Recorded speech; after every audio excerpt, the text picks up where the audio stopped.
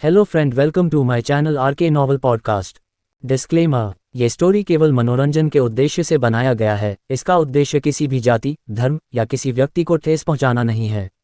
इसमें दर्शाए गए सभी पात्र, घटना, स्थान लेखक द्वारा लिखी गई लिखकीय कल्पना है और इसे गंभीरता से न लें। धन्यवाद। और आप लोग को कोई भी सवाल पूछना हो तो मेरे टेलीग्राम को ज्वाइन कर ले, क्योंकि एपिसोड सबसे पहले वही आता है। लिंक आपको डिस्क्रिप्शन बॉक्स में मिल जाएगा। एपिसोड 31 हु वाज हर्ष चौधरी। वसंत भाई को अच्छे से पता था कि चौधरी परिवार के उत्कर्ष चौधरी का क्या रुतबा था, और इस खुला सांड ने उत्कर्ष चौधरी को थप्पड़ मार दिया, और यहाँ तक कि इतनी जोर से मार दिया कि वह हॉस्पिटल में एडमिट हो गया। क्या यह इंसान सच में पागल है, जो बिना कुछ सोचे समझे कुछ भी कर देता है, और यहाँ पर आकर यह इन बातों को ऐसे बता रहा है जैसे इसके लिए उत्कर्ष चौधरी की कोई इज्जत ही ना हो।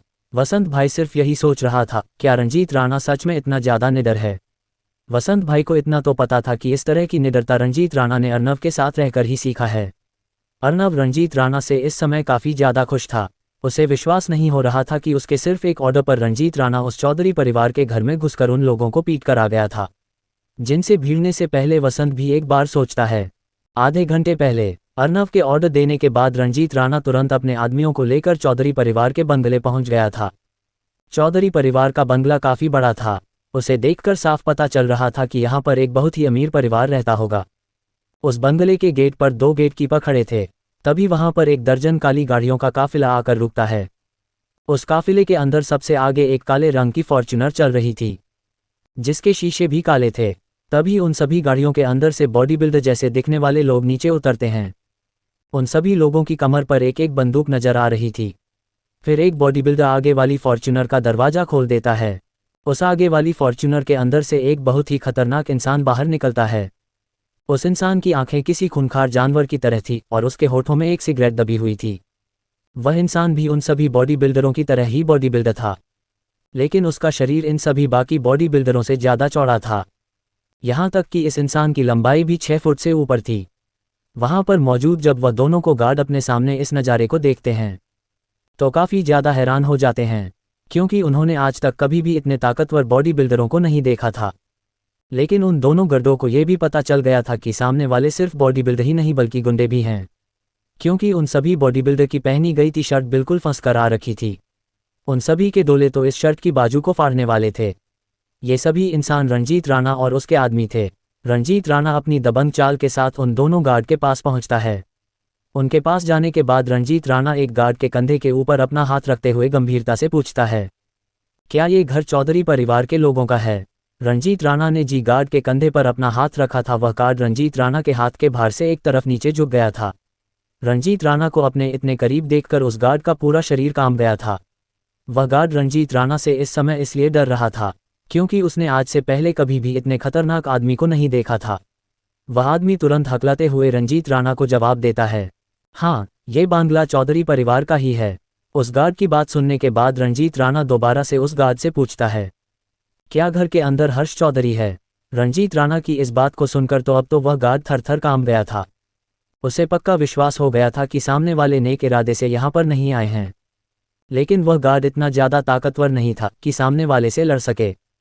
सामने वाले का सिर्फ शरीर ही इतना खतरनाक था कि उसे देखकर कोई भी डर जाए। जब वह गार्ड हल्की सी अपनी आंख उठाते हुए रंजीत राणा की आंखों में देखता है तो उसके दिल में दहशत उत्पन्न हो जाती है। उसके मुंह से एक शब्द भी नहीं निकल रहा था, इसीलिए वह सिर्फ अपनी गर्दन हाँ में हिला देता है। उस गार्ड की इस प्रतिक्रिया से रंजीत राणा को पता चल गया था कि हर्ष चौधरी अभी घर में ही है। इसीलिए रंजीत राणा उस गार्ड के कंधे को थपथपाता है।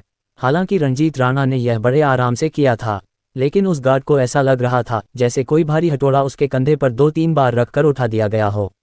इतनी देर तक थोड़ी बहुत हिम्मत जमा करते हुए वह दूसरा गार्ड रंजीत राणा से कहता है, तुम कौन हो और यहाँ पर करने क्या आए हो। तुम्हें देखकर लग रहा है तुम्हारी इरादे अच्छे नहीं है। उस दूसरे गार्ड की बात सुनने के बाद रंजीत राणा अपने चेहरे को उस गार्ड की तरफ घुमाता है और अपने चेहरे पर खतरनाक स्माइल के साथ उस गार्ड से कहता है, तुमने बिल्कुल सही कहा, हमारे इरादे बिल्कुल भी अच्छे नहीं है। चलो अब हमें रोक कर दिखाओ, क्यों नहीं है ना हिम्मत। इतना कहने के बाद रंजीत राणा जबरदस्ती उस बंगले के अंदर घुस जाता है। रंजीत राणा के साथ उसके सभी आदमी भी बंगले में आ गए थे। बंगले के अंदर जाने वाले में दरवाजे पर आकर रंजीत राणा अपना पैर उठाता है और दरवाजे पर मरते हुए उसे तोड़ देता है। रंजीत राणा की ताकत के सामने वह दरवाजा टिक नहीं पाया और एक ही लात में वह दरवाजा एक छोटे धमाके के साथ टूट जाता है। अचानक से दरवाजे के टूटने की आवाज़ सुनकर बंगले के अंदर मौजूद बैठे सभी आदमी दरवाजे की तरफ देखते हैं। रंजीत राणा ने जिस दरवाजे को तोड़ा था वह एक लकड़ी का दरवाजा था। दरवाजे को तोड़ने के बाद रंजीत राणा अपने दबंग स्टाइल में ही अंदर जाता है। बंगले के अंदर मौजूद लोग जब एक बहुत ही खतरनाक बॉडी बिल्डर को अपने सामने देखते हैं तो सभी की सांसें ऊपर नीचे हो जाती हैं। लेकिन हिम्मत करते हुए एक बड़े से सोफे पर बैठा हुआ एक बूढ़ा इंसान अपनी गहरी आवाज में कहता है, आखिर कौन हो तुम और हमारे चौधरी परिवार के बंगले में घुसने की तुम्हारी हिम्मत कैसे हुई? क्या तुम्हारे शरीर के साथ तुम्हारी अकल भी भैंस के बराबर हो गई है, जो ऐसे दिन दहाड़े किसी के भी घर में घुसे चले आ रहे हो? रंजीत राणा को ये सब कहने वाले व्यक्ति ने नीले रंग का सफारी सूट पहना हुआ था। उस इंसान के बाल और दाढ़ी मूंछ दोनों सफ़ेद थी, यहाँ तक कि उसकी आईब्रो भी सफ़ेद हो रखी थी। उस इंसान की आंखों पर स्क्वायर शेप का एक नज़र का चश्मा लगा हुआ था। उस बूढ़े इंसान का चेहरा गोरा था, लेकिन उसके चेहरे पर हल्की हल्की झुर्रियाँ नजर आ रही थी। झुर्रियाँ होने के बावजूद भी उस बूढ़े इंसान का चेहरा चमक रहा था। और तो और उस बूढ़े इंसान की आंखें नीले रंग की थी।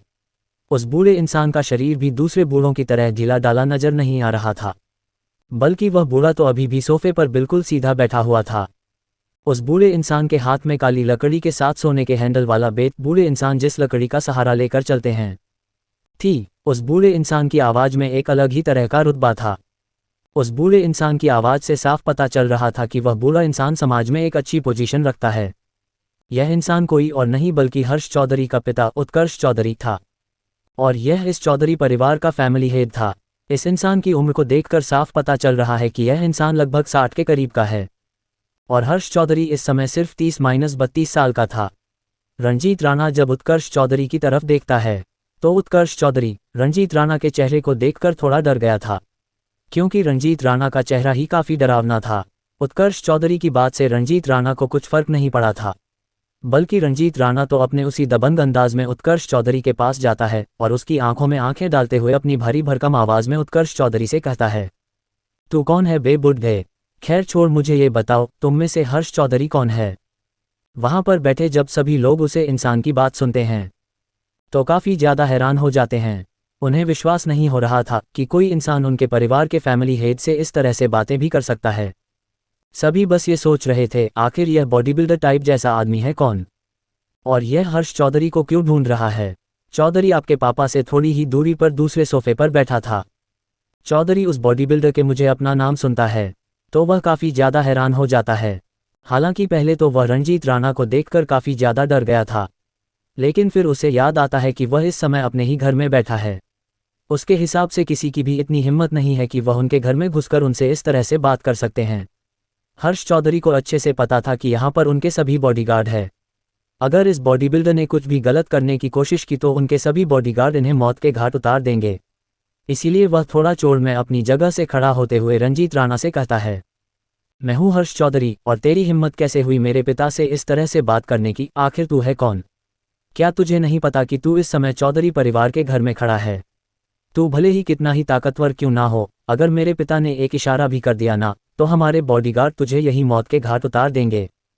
रंजीत राणा जब हर्ष चौधरी की बात सुनता है तो वह हंसने लग जाता है। रंजीत राणा की उम्र भी 30 साल के आसपास ही थी, लेकिन रंजीत राणा और हर्ष चौधरी के बीच में दिन रात का अंतर था। जहां पर रंजीत राणा अपने गुरु से शिक्षा पाकर सीधा अंडरवर्ल्ड की दुनिया में कदम रख चुका था, वही हर्ष चौधरी ने आज तक कभी भी किसी भी इंसान को नहीं मारा था। यहां तक कि उसने किसी इंसान को अपने सामने मरता हुआ भी नहीं देखा था। और वहीं दूसरी तरफ पूरे मतनहल पर राज करने के लिए रंजीत राणा ने न जाने कितने लोगों को जान से मारा था। रंजीत राणा हर्ष चौधरी की तरह हंसते हुए कहता है, तो बेटा तू है हर्ष चौधरी, लगता है तेरी जिंदगी के साथ अच्छी नहीं बनती। बहुत शौक है ना किडनैपिंग करवाने का, चल अब मैं बताता हूँ किडनैपिंग होते क्या है। इतना कहने के बाद रंजीत राणा अपने आदमियों की तरफ देखते हुए गंभीर आवाज में कहता है, उठा लो इसे और ले चलो। रंजीत राणा की बात सुन उसके सभी आदमी तुरंत अपनी गर्दन हिलाते हैं और हर्ष चौधरी की तरफ बढ़ने लग जाते हैं। उत्कर्ष चौधरी जब उन सभी बॉडी बिल्डरों को हर्ष चौधरी की तरफ बढ़ते हुए देखते हैं तो वह गुस्से में अपनी छड़ी को जमीन पर पटकते हुए खड़े हो जाते हैं और रंजीत राणा की तरफ देखते हुए चिल्लाते हैं, खबरदार, अगर तुम में से किसी ने भी अपना एक कदम भी आगे बढ़ाया, अगर तुम में से किसी ने भी मेरे बेटे को हाथ लगा है तो मैं तुम सबकी जान ले लूंगा। और तुम मेरे बेटे पर किस तरह का किडनैपिंग का आरोप लगा रहे हो? मेरे बेटे ने कोई किडनैपिंग नहीं करवाई है। लगता है बॉडी बनाने के बाद तुम अपने आप को कुछ ज़्यादा ही ताकतवर समझ रहे हो। तुम्हारा जैसा छोटा मोटा गुंडा मेरे सामने खड़ा है, वही बहुत बड़ी बात है, वरना मेरे एक ऑर्डर देने पर ही तुम्हारी लाश यही पड़ी होगी। इतना कहने के बाद उत्कृष्ट चौधरी अपने 2 कदम आगे बढ़ाते हैं और दोबारा से जमीन पर अपनी छड़ी पटकते हुए कहते हैं, गार्ड्स घेर लो इन्हें और इन्हें अच्छा सबक सिखाओ। इनमें से कोई भी सही सलामत घर से बाहर नहीं जाना चाहिए। उत्कर्ष चौधरी का इतना कहने के तुरंत बाद न जाने घर के कहां से बॉडीगार्ड निकलने लग जाते हैं और कुछ ही देर में वह सभी हाल में इकट्ठा हो जाते हैं और रंजीत राणा के सभी आदमियों को घेर कर खड़े हो जाते हैं। रंजीत राणा इस समय सिर्फ अपने साथ बंगले के अंदर 12 आदमियों को लेकर आया था, लेकिन उन सभी को घेरने वाले लगभग 50 से अधिक बॉडीगार्ड थे। उन सभी का हाथ अपनी अपनी पॉकेट में था, जिससे साफ पता चल रहा था कि उन्होंने अपनी पॉकेट में गन पकड़ रखी है और सिर्फ एक इशारे पर वह बंदूकें निकालकर सीधा फायर कर देंगे। रंजीत राणा के वह 12 आदमी उन 50 बॉडीगार्ड्स को गन के साथ देखकर थोड़े डर गए थे। आखिर रंजीत राणा यहाँ से किस तरह से बचकर निकला था? क्या रवि अब तक चौधरी परिवार के बिजनेस की डिटेल नहीं निकाल पाया? क्या रंजीत राणा की इस हरकत से मुख्य चौधरी परिवार नाराज होकर उससे बदला तो नहीं लेगा? Episode 32 Chaudhary family business. Utkarsh Chaudhary का इतना कहने के तुरंत बाद न जाने घर के कहां से बॉडीगार्ड निकलने लग जाते हैं और कुछ ही देर में वह सभी हाल में इकट्ठा हो जाते हैं और रंजीत राणा के सभी आदमियों को घेर कर खड़े हो जाते हैं। रंजीत राणा इस समय सिर्फ अपने साथ बंगले के अंदर 12 आदमियों को लेकर आया था, लेकिन उन सभी को घेरने वाले लगभग 50 से अधिक बॉडीगार्ड थे। उन सभी का हाथ अपनी अपनी पॉकेट में था, जिससे साफ पता चल रहा था कि उन्होंने अपनी पॉकेट में गन पकड़ रखी है और सिर्फ एक इशारे पर वह बंदूकें निकालकर सीधा फायर कर देंगे। रंजीत राणा के वह 12 आदमी उन 50 बॉडीगार्ड्स को गन के साथ देखकर थोड़े डर गए थे। रंजीत राणा भी अचानक से इतने सारे बॉडीगार्ड को एक साथ देखकर थोड़ा डर गया था, लेकिन अगले ही पल रंजीत राणा उत्कर्ष चौधरी की तरफ देखते हुए हंसने लग जाता है। जब उत्कर्ष चौधरी रंजीत राणा को हंसते हुए देखते हैं तो वह गुस्से में आग बबूला होते हुए रंजीत राणा से कहते हैं, एक गुंडे पागल हो गया है क्या, जो इतने सारे बॉडीगार्ड को देखने के बाद भी तू हंस रहा है? लगता है तेरे दिमाग का संतुलन बिगड़ गया। अभी भी तेरे पास मौका है, घुटनों के बल बैठकर मुझसे माफी मांग ले, क्या पता मैं तुझे छोड़ दूं। उत्कर्ष चौधरी की इस बात को सुनने के बाद रंजीत राणा के चेहरे के हाव भाव बदल जाते हैं। वह उत्कर्ष चौधरी को गुस्से में घूर रहा था। इस समय रंजीत राणा को देखकर ऐसा लग रहा था जैसे एक बहुत ही बड़ा गोरिल्ला गुस्सा हो गया है। रंजीत राणा गुस्से में अपना एक कदम आगे बढ़ाता है और अपनी कमर से बंदूक बाहर निकालकर मेज पर गोली चल देता है। बैंग! अचानक से गोली की आवाज सुनकर पूरा चौधरी परिवार डर गया था। टेबल के ऊपर गोली चलाने के बाद रंजीत राणा सीधा उत्कर्ष चौधरी के पास चला जाता है और उसके माथे पर बंदूक लगाते हुए कहता है, उत्कर्ष चौधरी, चौधरी परिवार का फैमिली हेड, इतना बड़ा आदमी, सोच अगर मैंने गोली चला दी तो सीधा यही लमलेट हो जाएगा। अपने आदमियों के ऊपर कुछ ज्यादा ही विश्वास है ना तुझे? रुक, तुझे अभी बताता हूँ। इतना कहने के बाद रंजीत राणा अपने जेब से अपना फोन निकालता है और किसी को फोन करते हुए कहता है, अंदर आ जाओ। रंजीत राणा के इतना कहने के तुरंत बाद उसके सभी आदमी जो बंगले के बाहर खड़े हुए थे वह सभी अंदर आ जाते हैं और उन सभी 50 बॉडीगार्ड को घेर लेते हैं और रंजीत राणा के बिना ऑर्डर के ही वह उन 50 बॉडीगार्ड के ऊपर टूट पड़ते हैं। वहां पर अचानक से इतने सारे बॉडी बिल्डरों को देखकर चौधरी परिवार पूरा डर गया था। किसी को विश्वास ही नहीं हो रहा था कोई उनके घर में कुछ इस तरह की हरकत भी कर सकता है। वहां पर सभी को हड्डियों के टूटने और उन बॉडीगार्ड के चीखने चिल्लाने की आवाज सुनाई दे रही थी। तकरीबन 15-20 मिनट के बाद वह सभी बॉडीगार्ड किसी मरे हुए कुत्ते की तरह इधर उधर पड़े हुए थे। उन्हें देखकर साफ पता चल रहा था किसी ने मिलकर बेरहमी से उन्हें पिटा है। घर में मौजूद लेडीज इस दृश्य को देखकर लगभग बेहोश हो गई थी। इसके बाद रंजीत राणा अपनी बंदूक को वापस रख लेता है और हर्ष चौधरी की कॉलर पकड़कर उसे लेकर जाने लगता है। जब उत्कर्ष चौधरी ये देखता है तो उसे काफ़ी ज़्यादा गुस्सा आता है और वह इसी गुस्से के साथ रंजीत राणा से कहता है, गुंडे, लगता है तू हमारे चौधरी परिवार को कुछ ज़्यादा ही कमज़ोर समझ रहा है। तुझे बताना पड़ेगा हमारा चौधरी परिवार कितना ज़्यादा ताकतवर है। अगर यहाँ से जिंदा लौटना चाहता है तो चुपचाप मेरे बेटे को छोड़ दे। उत्कर्ष चौधरी की बात सुनकर रंजीत राणा हर्ष चौधरी को छोड़ देता है और डरने की एक्टिंग करते हुए उत्कर्ष चौधरी से कहता है, अरे मैं तो डर गया। इतना कहने के बाद रंजीत राणा दोबारा हंसते हुए कहता है, हाँ के सोचा मैं तेरे तनु बोलूंगा, तू मन्ने धमकी देवे है, तन्ने बेरा भी है। मैं कौन हूँ? मैं हूँ रंजीत राणा। तेरे बस में जो हो तू वो कर ले। अरे इतना होंगा है तो आजा पाड़ ले मेरा बाल। इतना कहने के बाद रंजीत राणा उत्कर्ष चौधरी के बिल्कुल सामने चला जाता है। इस समय उत्कर्ष चौधरी रंजीत राणा को अपने गुस्से से लाल आंखों से घर रहा था। जब रंजीत राणा उत्कर्ष चौधरी की गुस्से में लाल आंखों को देखता है तो उसे भी गुस्सा आ जाता है। रंजीत राणा के गुस्सा आने की वजह से उसका चेहरा और ज्यादा भयानक और डरावना हो गया था। वह अपने हाथ को उठाकर सीधा उत्कर्ष चौधरी के गाल पर एक थप्पड़ मार देता है। स्टॉक स्टॉक हॉल में 2 बार थप्पड़ मारने की आवाज गूंज जाती है। दोनों बार थप्पड़ रंजीत राणा ने उत्कर्ष चौधरी को मारा था। रंजीत राणा के थप्पड़ में इतनी ज्यादा ताकत थी कि उत्कर्ष चौधरी 2 थप्पड़ में ही बेहोश हो गया था और वह बेहोश होकर जमीन पर गिर गया था। वैसे भी उसकी काफी उम्र हो गई थी और रंजीत राणा के थप्पड़ ने उसके पूरे दिमाग को घुमा दिया था। जब सभी लोग जमीन पर गिरे उत्कर्ष चौधरी को देख रहे थे तो उसके होठों के कोने से खून निकल रहा था। उन्हें विश्वास नहीं हो रहा था कि कोई इंसान इतना ज्यादा ताकतवर भी हो सकता है कि 2 थप्पड़ में एक बड़े इंसान के मुंह से खून निकालकर उन्हें बेहोश कर दे। चौधरी परिवार के किसी भी इंसान ने उम्मीद नहीं की थी कि रंजीत राणा इतना ज्यादा पावरफुल होगा। अब उन्हें रंजीत राणा से काफी ज्यादा डर लग रहा था। रंजीत राणा बिना किसी देरी के हर्ष चौधरी की दोबारा से कॉलर पकड़ते हुए उसे घसीटते हुए ले जाता है। चौधरी परिवार में से किसी भी इंसान की इतनी हिम्मत नहीं हो रही थी कि वह रंजीत राणा को रोक सके। उन्होंने अपनी आंखों से देखा था कि यह इंसान कितना ज्यादा पावरफुल है, जो बंदूकें होने के बावजूद भी नहीं डरा था, और उसके साथ उसके कितने सारे गुंडे हैं। अगर वह सभी एक एक करके एक एक थप्पड़ भी सभी को मार दे तो वह मर जाएंगे। इस समय सभी का गला सूख चुका था। हर्ष चौधरी तो बिल्कुल थर थर कांप रहा था। रंजीत राणा हर्ष चौधरी को गाड़ी की डिग्गी में घेरते हैं और उसे सीधा चोपड़ा हाउस लेकर चले जाते हैं। Patient time. इस समय हर्ष चौधरी अर्नव के पैरों में गिरा हुआ था। हर्ष चौधरी जैसे ही अपनी गर्दन उठाकर ऊपर अर्नव को देखता है तो उसके रोंगटे खड़े हो जाते हैं। उसे विश्वास नहीं हो रहा था। वह जिस आदमी के लिए वह सभी घर पर बैठकर प्लान बना रहे थे वह आदमी उसे घर से ही उठवा लेगा। चौधरी को उस दिन शोरूम में ये लग रहा था कि उसके पास कोई ताकत नहीं है। हर्ष चौधरी अर्नव को देखकर काफी ज्यादा डर गया था, इसलिए वह तुरंत पीछे होने लग जाता है और जैसे ही पीछे होने के बाद वह अपनी गर्दन इधर उधर घुमाता है और वह जैसे ही वहां पर वसंत भाई को भी देखता है तो वह और ज्यादा हैरान हो जाता है। उसे विश्वास नहीं हो रहा था कि अंडरवर्ल्ड का इतना बड़ा डॉन उसे यहाँ पर इस घर में मिल जाएगा। लेकिन जब उसका ध्यान इस बात पर जाता है कि वसंत भाई के जैसा गैंगस्टर भी यहाँ पर खड़ा है और बैठा भी नहीं है तो उसका दिमाग घूमने लग जाता है।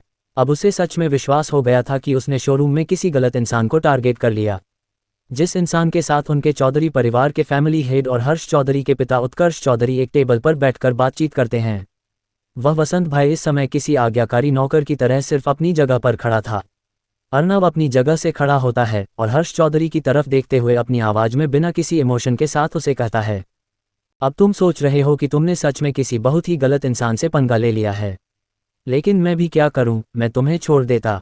अगर तुम्हारा चौधरी परिवार यह हरकत नहीं करता तो एक बार आकर तुम मुझसे बदला ले लेते। मैं ज्यादा कुछ नहीं कहता, लेकिन मेरे परिवार वालों के ऊपर नजर डालकर तुमने बहुत गलत किया है। अर्नव की बात सुनने के बाद हर्ष चौधरी इस समय काफी ज्यादा डर गया था। वह तुरंत अर्नव के पैरों में गिर जाता है और उसके जूते पर अपना सर रखते हुए कहता है, बड़े भैया नहीं सर, मुझे माफ कर दो, मुझे नहीं पता था कि आप कौन है। आप प्लीज मुझे एक बार माफ कर दीजिए। मैं आपका वफादार नौकर बनकर रहूंगा। मैं कभी भी ऐसी हरकत नहीं करूंगा जिससे आपको गुस्सा आए। मैं आपसे प्रॉमिस करता हूं कि मैं कभी भी इस तरह की नीच हरकत नहीं करूंगा। उसकी इस तरह की माफी सुनने के बावजूद भी अर्नव के चेहरे में कोई परिवर्तन नहीं आया था। वह अभी भी हर्ष चौधरी को अपनी ठंडी निगाहों से घूर रहा था। अर्नव की ठंडी आंखें हर्ष चौधरी की रीढ़ की हड्डी में ठंडक पैदा कर रही थी। अर्नव हर्ष चौधरी से कुछ कहता उससे पहले ही वहां पर एक और आदमी आ जाता है। यह इंसान था रवि। रवि सीधा अंदर आता है और अर्नव को एक फाइल देते हुए कहता है, मास्टर, इसमें चौधरी परिवार के सभी बिजनेस के बारे में डिटेल से लिखा हुआ है। यहाँ तक कि इसमें यह भी लिखा है कि चौधरी परिवार कब कौन कौन से प्रोजेक्ट कब और कहाँ स्टार्ट करने वाला है। इसमें चौधरी परिवार के बिजनेस के साथ साथ उनके बिजनेस का काला चिट्ठा भी है। रवि की बात सुनने के बाद अर्नव उस फाइल को ले लेता है और उसे खोलते हुए 1-2 पेज पढ़ता है। अर्नव सिर्फ ये देखना चाहता था कि चौधरी परिवार का बिजनेस कितना बड़ा और कितना फैला हुआ है। उस फाइल को पढ़ने के बाद अर्नव को समझ में आ गया था कि भले ही यह फैमिली चौधरी परिवार की साइड फैमिली है, लेकिन इनका बिजनेस छोटा बिल्कुल भी नहीं था। चौधरी परिवार का बिजनेस इतना बड़ा था कि वह अर्नव की कंपनी को एक दिन में बर्बाद कर सकते थे। चौधरी परिवार का बिजनेस 15 अरब का था। इसका मतलब कि चौधरी परिवार की नेटवर्थ 1500 करोड़ की है। जहां चोपड़ा क्लब पूरे साल में 100 करोड़ के आसपास कमाता है, वही चौधरी परिवार चोपड़ा क्लब से 15 गुना ज़्यादा कमाता है। अर्नव को इतना तो पता चल गया था कि अगर चौधरी परिवार और उसके बीच बिजनेस की फाइट हुई तो चौधरी परिवार उसके पूरे बिजनेस को बर्बाद करके रख देगा।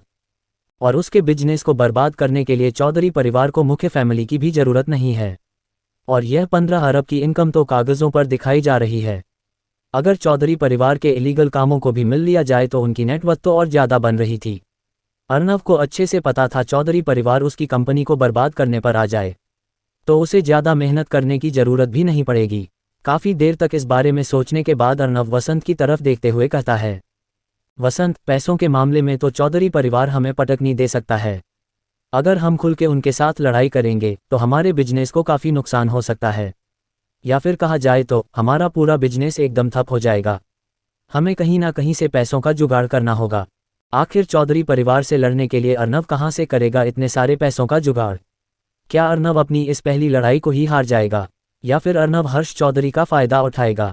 एपिसोड 33 प्लानन। अर्नव को अच्छे से पता था चौधरी परिवार उसकी कंपनी को बर्बाद करने पर आ जाए तो उसे ज़्यादा मेहनत करने की ज़रूरत भी नहीं पड़ेगी।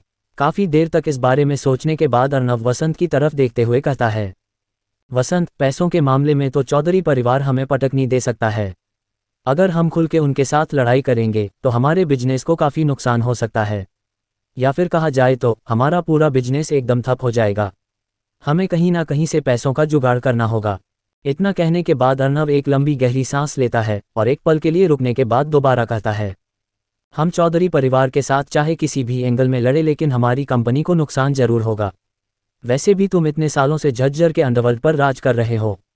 कम से कम लीगल नहीं तो इलीगल तो बिजनेस होंगे ही तुम्हारे। और अगर तुम्हारे इलीगल बिजनेस है तो तुम्हारे पास लिक्विड फंड भी होगा, है ना?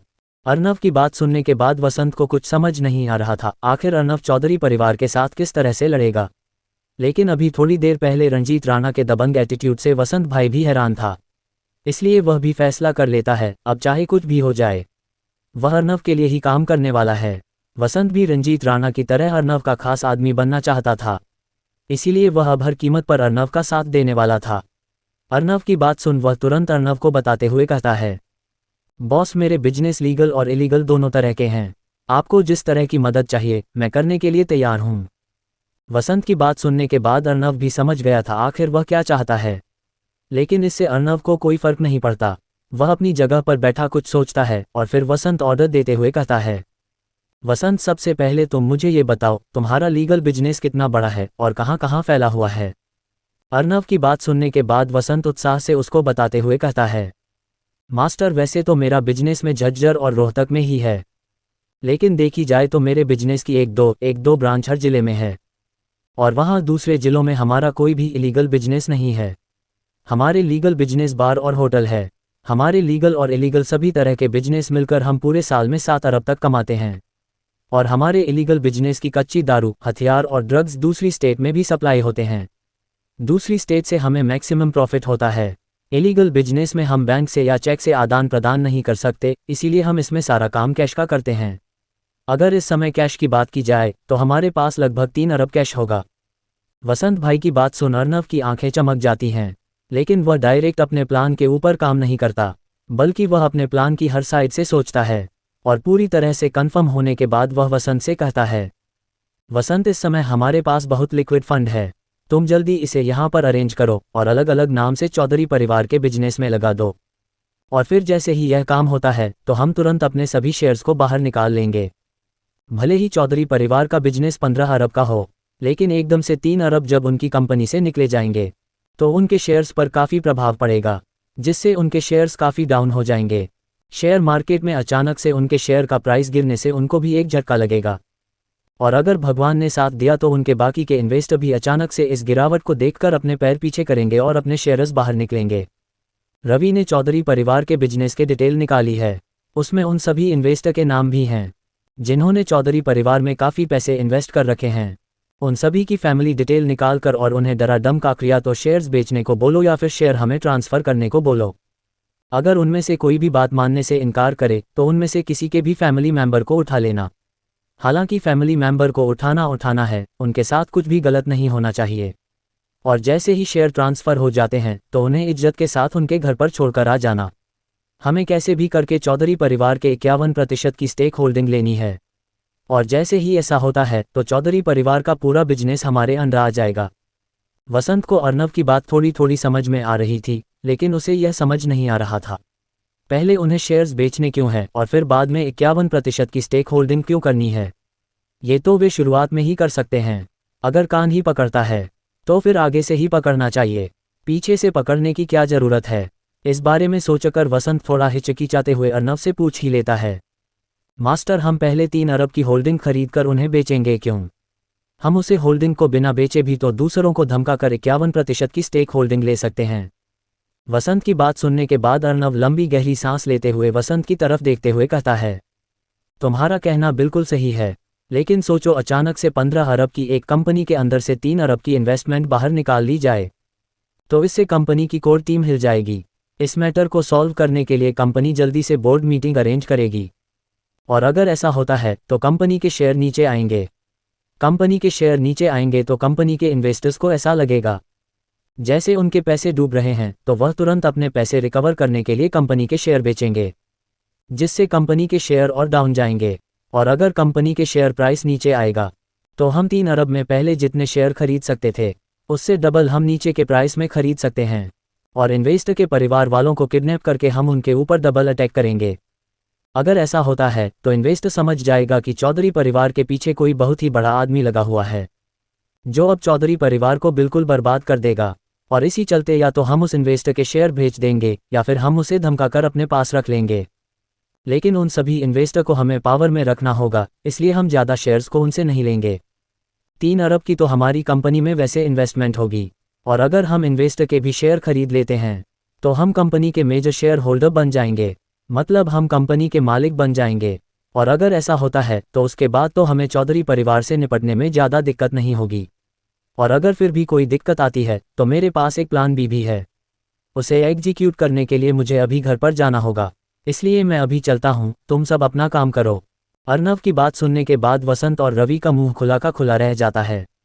उन्हें विश्वास नहीं हो रहा था कि अर्नव इतनी देर में कुछ इस तरह की भी स्ट्रेटजी बना सकता है। सामने वाला सिर्फ हड्डी तोड़ने में ही नहीं बल्कि बिजनेस की रीढ़ की हड्डी तोड़ने में भी एक्सपर्ट था। उन्हें समझ में आ गया था चौधरी परिवार की उल्टी गिनती चालू हो चुकी है। वही अपनी बात कहने के बाद अर्नव अपनी जगह से खड़ा हो जाता है और विला से बाहर निकल जाता है। सागर अर्नव का सिक्योरिटी इंचार्ज बन चुका था, इसीलिए वह अर्नव की कंपनी के सभी सिक्योरिटी को ट्रेनिंग दे रहा था। रवि और वसंत यहीं पर रहकर अपना काम करने वाले थे, और रंजीत राणा भी हर्ष चौधरी के पास ही था, क्योंकि हर्ष चौधरी ने अर्नव के पूरे प्लान को सुन लिया था और वह कुछ भी ना कर सके, इसीलिए उसके पास रंजीत राणा बैठा था। हर्ष चौधरी को भी पता चल गया था कि अब उसके चौधरी परिवार के ऊपर एक बहुत बड़ी आपदा आने वाली है। वह इस समय अपने आप को ही कोस रहा था, आखिर क्यों वह उस दिन अर्नव से बीड़ा तो बिड़ा, लेकिन वह उसे बात को भूल क्यों नहीं गया? क्यों उसने अर्नव से बदला लेने के बारे में सोचा? अगर वह उस दिन की बात को भूल जाता तो वह भी अपने घर पर आराम से होता और उसके परिवार के ऊपर भी इतनी बड़ी मुसीबत नहीं आती।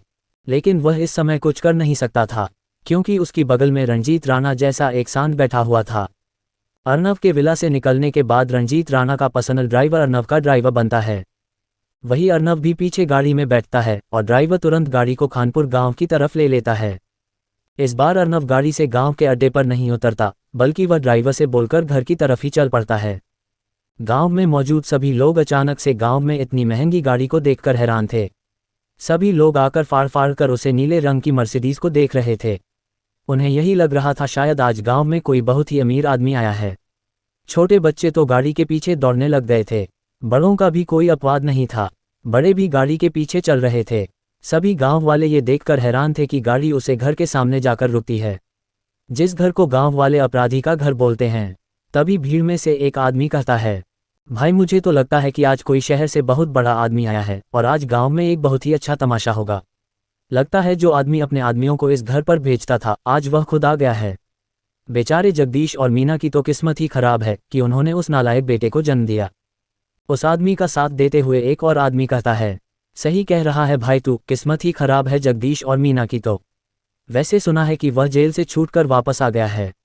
मैं तो सच कह रहा हूँ भाई, अगर मेरे घर में ऐसी औलाद होती ना, मैं तो उसे घर में ही न घुसने देता।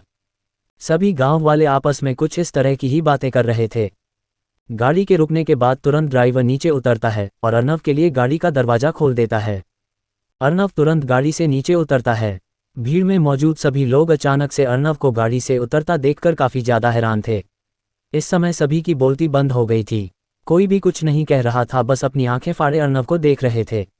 वही गाड़ी से उतरने के बाद अर्नव अपनी गर्दन घुमाते हुए एक झलक भीड़ की तरफ देखता है, लेकिन फिर सभी को नज़रअंदाज करते हुए घर के अंदर चला जाता है। इस समय अर्नव की मम्मी सिर्फ घर पर थी। वह अर्नव को अचानक से घर पर देखकर हैरान थी। वह तुरंत अर्नव के पास आती है और उससे पूछती है, बेटा आखिर क्या हुआ, तू तेरे कॉलेज नहीं गया, तू वापस घर पर क्यों आ गया, कुछ दिक्कत है क्या? अपनी मम्मी की बात सुनने के बाद अर्नव अपनी मम्मी के दोनों कंधों को पकड़ते हुए कहता है, अरे मम्मी, इतना परेशान क्यों हो रही हो और क्यों इतनी टेंशन ले रही हो? मैं अपने कमरे में ऑफिस से रिलेटेड कुछ कागज़ भूल गया था, उन्हें लेने वापस आया हूँ। अर्नव की बात सुनने के बाद उसकी मम्मी थोड़ी शांत होती है। अर्नव भी अपने चेहरे पर हल्की मुस्कान के साथ अपने कमरे में चला जाता है। क्या अर्नव अपने प्लान में कामयाब हो पाएगा? आखिर क्या है अर्नव का सेकंड प्लान? आखिर अर्नव वापस घर पर करने क्या आया है? क्या अर्नव सच में कंपनी के डॉक्यूमेंट अपने कमरे में ही भूल गया? Episode 34 the white parrot. बेटा आखिर क्या हुआ, तू तेरे कॉलेज नहीं गया, तू वापस घर पर क्यों आ गया, कुछ दिक्कत है क्या? अपनी मम्मी की बात सुनने के बाद अर्नव अपनी मम्मी के दोनों कंधों को पकड़ते हुए कहता है, अरे मम्मी, इतना परेशान क्यों हो रही हो और क्यों इतनी टेंशन ले रही हो? मैं अपने कमरे में ऑफिस से रिलेटेड कुछ कागज़ भूल गया था, उन्हें लेने वापस आया हूँ। अर्नव की बात सुनने के बाद उसकी मम्मी थोड़ी शांत होती है। अर्नव भी अपने चेहरे पर हल्की मुस्कान के साथ अपने कमरे में चला जाता है। अपने कमरे में जाने के बाद अर्नव अपने कमरे के ऊपर मौजूद टार के ऊपर से अपने दादाजी की संदूक नीचे उतार लेता है। संदूक के ऊपर से रेत आते हुए अर्नव संदूक को खोलता है और उसके अंदर मौजूद सभी डॉक्यूमेंट को एक बैग में डाल लेता है। सभी डॉक्यूमेंट्स को बैंक में डालने के बाद अर्नव की नज़र नीचे ही नीचे एक लाल रंग के टोकन पर पड़ती है। वह टोकन एक लोट्स के जैसा दिखाई दे रहा था, लेकिन थोड़ा दूर से देखने में ऐसा लग रहा था जैसे उस टोकन में एक आंख बनी हुई है, जो कि वर्टिकल है। लेकिन वह टोकन ना तो लोट्स के जैसा था और ना ही वर्टिकल आंख के जैसा, वह उनसे थोड़ा बहुत मिलता जुलता था। अर्नव जब उस टोकन को पकड़ता है तो उसे अपने शरीर में हल्की गर्मी महसूस होने लग जाती है। इस हल्की गर्मी को महसूस कर अर्नव अच्छा महसूस कर रहा था। हल्की गर्म लहर को अर्नव अपने पूरे शरीर में महसूस कर पा रहा था। उस हल्की गर्म लहर को महसूस कर अर्नव को ऐसा लग रहा था जैसे उसकी स्ट्रेंथ बढ़ रही है। अर्नव थोड़ी देर तक उस टोकन को अपने हाथ में ही पकड़े रहता है। थोड़ी देर के बाद जब वह फीलिंग आनी बंद हो जाती है तो अर्नव उस टोकन को भी अपने बैग में रख लेता है। उस संदूक के अंदर से सभी काम की चीज़ें अपने बैग में रखने के बाद अर्नव बैग को लेकर नीचे आता है और अपनी मम्मी को अलविदा कहते हुए वापस निकल जाता है। अर्नव के गाड़ी में बैठने के बाद रणजीत राणा का ड्राइवर भी तुरंत चोपड़ा विला की तरफ गाड़ी ले लेता है। गाड़ी में बैठने के बाद अर्नव एक एक करके उन सभी डॉक्यूमेंट को पढ़ने लगता है। वह सभी डॉक्यूमेंट बहुत ही ज़्यादा कीमती थे। उन सभी डॉक्यूमेंट्स को पढ़ते पढ़ते अर्नव की आंखें हैरानी में बड़ी हो रही थी। अर्नव समझ गया था कि उसके दादाजी कोई आम इंसान नहीं थे। अर्नव कौन से पता था कि इन कागज़ों में मौजूद सभी कंपनियों के शेयर अगर वह बेच देता है तो वह एक पल में ही लाखों हजार करोड़ का मालिक बन जाएगा। अर्नव सभी डॉक्यूमेंट को देखकर हैरान था। उन डॉक्यूमेंट को देखकर अर्नव समझ गया था कि कपूर क्लब्स ही सबसे छोटी कंपनी है जिसमें उसके दादाजी ने पैसे लगाए थे। अर्नव को कपूर क्लब के पेपर्स में एक लेटर भी मिला था जिसमें लिखा था कि कपूर क्लब्स में उसके दादाजी ने पैसे सिर्फ इसलिए लगाए थे क्योंकि इस बिजनेस को उनके दोस्त शुरू करना चाहते थे। सभी डॉक्यूमेंट्स को देखते हुए अर्नव एक कंपनी के डॉक्यूमेंट्स निकाल लेता है। कंपनी का नाम था द वाइट पैरेट। ये कंपनी 800 बिलियन की थी। इंडियन करेंसी में यह 8 खरब की थी और इस कंपनी में अर्नव के दादाजी जय सिंह की 60% की हिस्सेदारी थी। इसका मतलब 480 बिलियन अर्नव के थे। एक नॉर्मल हिसाब से देखें तो यह 48,000 करोड़ बन रहे हैं। मतलब अगर अर्नव इस कंपनी से सिर्फ अपना 2% भी शेयर बेच देता है तो उसके पास 1600 करोड़ की धनराशि होगी, जिससे अर्नव पूरे चौधरी परिवार के बिजनेस को बर्बाद कर सकता है, क्योंकि चौधरी परिवार की कंपनी सिर्फ 1500 करोड़ की ही थी। अपने विला पहुंचने के बाद अर्नव रवि को बुलाता है और द वाइट पैरेट कंपनी की डिटेल निकालने को बोलता है। तकरीबन पूरे 1 घंटे के बाद रवि अर्नव को एक फाइल लाकर देता है। अर्नव फाइल खोलकर उसे पढ़ने लगता है। वह ये देखकर हैरान था कि 1 घंटे में भी रवि द वाइट पैरे कंपनी की सिर्फ इतनी ही डिटेल निकाल पाया। उसमें सिर्फ ये लिखा हुआ था कि द वाइट परत कंपनी की नेटवर्क 800 बिलियन है और वह कंपनी हरियाणा के सहगल परिवार की है और उस परिवार का फैमिली हेड उत्तम सहगल है। वह कंपनी हरियाणा की टॉप 20 कंपनियों में से एक थी और उसमें कंपनी के इन्वेस्टर और कंपनी की में पोजीशन पर बैठने वाले लोगों की इन्फॉर्मेशन थी। लेकिन रवि द वाइट पैरे कंपनी के बारे में ज़्यादा डिटेल नहीं निकल पाया था। अर्नव इतना तो समझ गया था कि ऐसे ही काम नहीं होने वाला। अब शायद उसे ही पर्सनली उत्तम सहगल से जाकर मिलना पड़ेगा। अर्नव थोड़ा सोचते हुए तुरंत सागर को चोपड़ा विला आने को बोलता है। तकरीबन 20 मिनट के बाद सागर अर्नव के सामने खड़ा था। अर्नव तुरंत सागर को ऑर्डर देते हुए कहता है, सागर हमें इस समय द वाइट पैरेट कंपनी चलना है, लेकिन वसंत, रंजीत और रवि तीनों में से किसी को भी कानो कान खबर नहीं होनी चाहिए।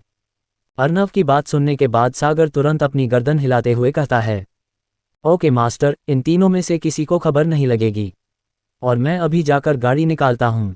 इतना कहने के बाद सागर तुरंत गाड़ी निकालने के लिए चला जाता है। अर्नव भी सागर के पीछे पीछे चल रहा था।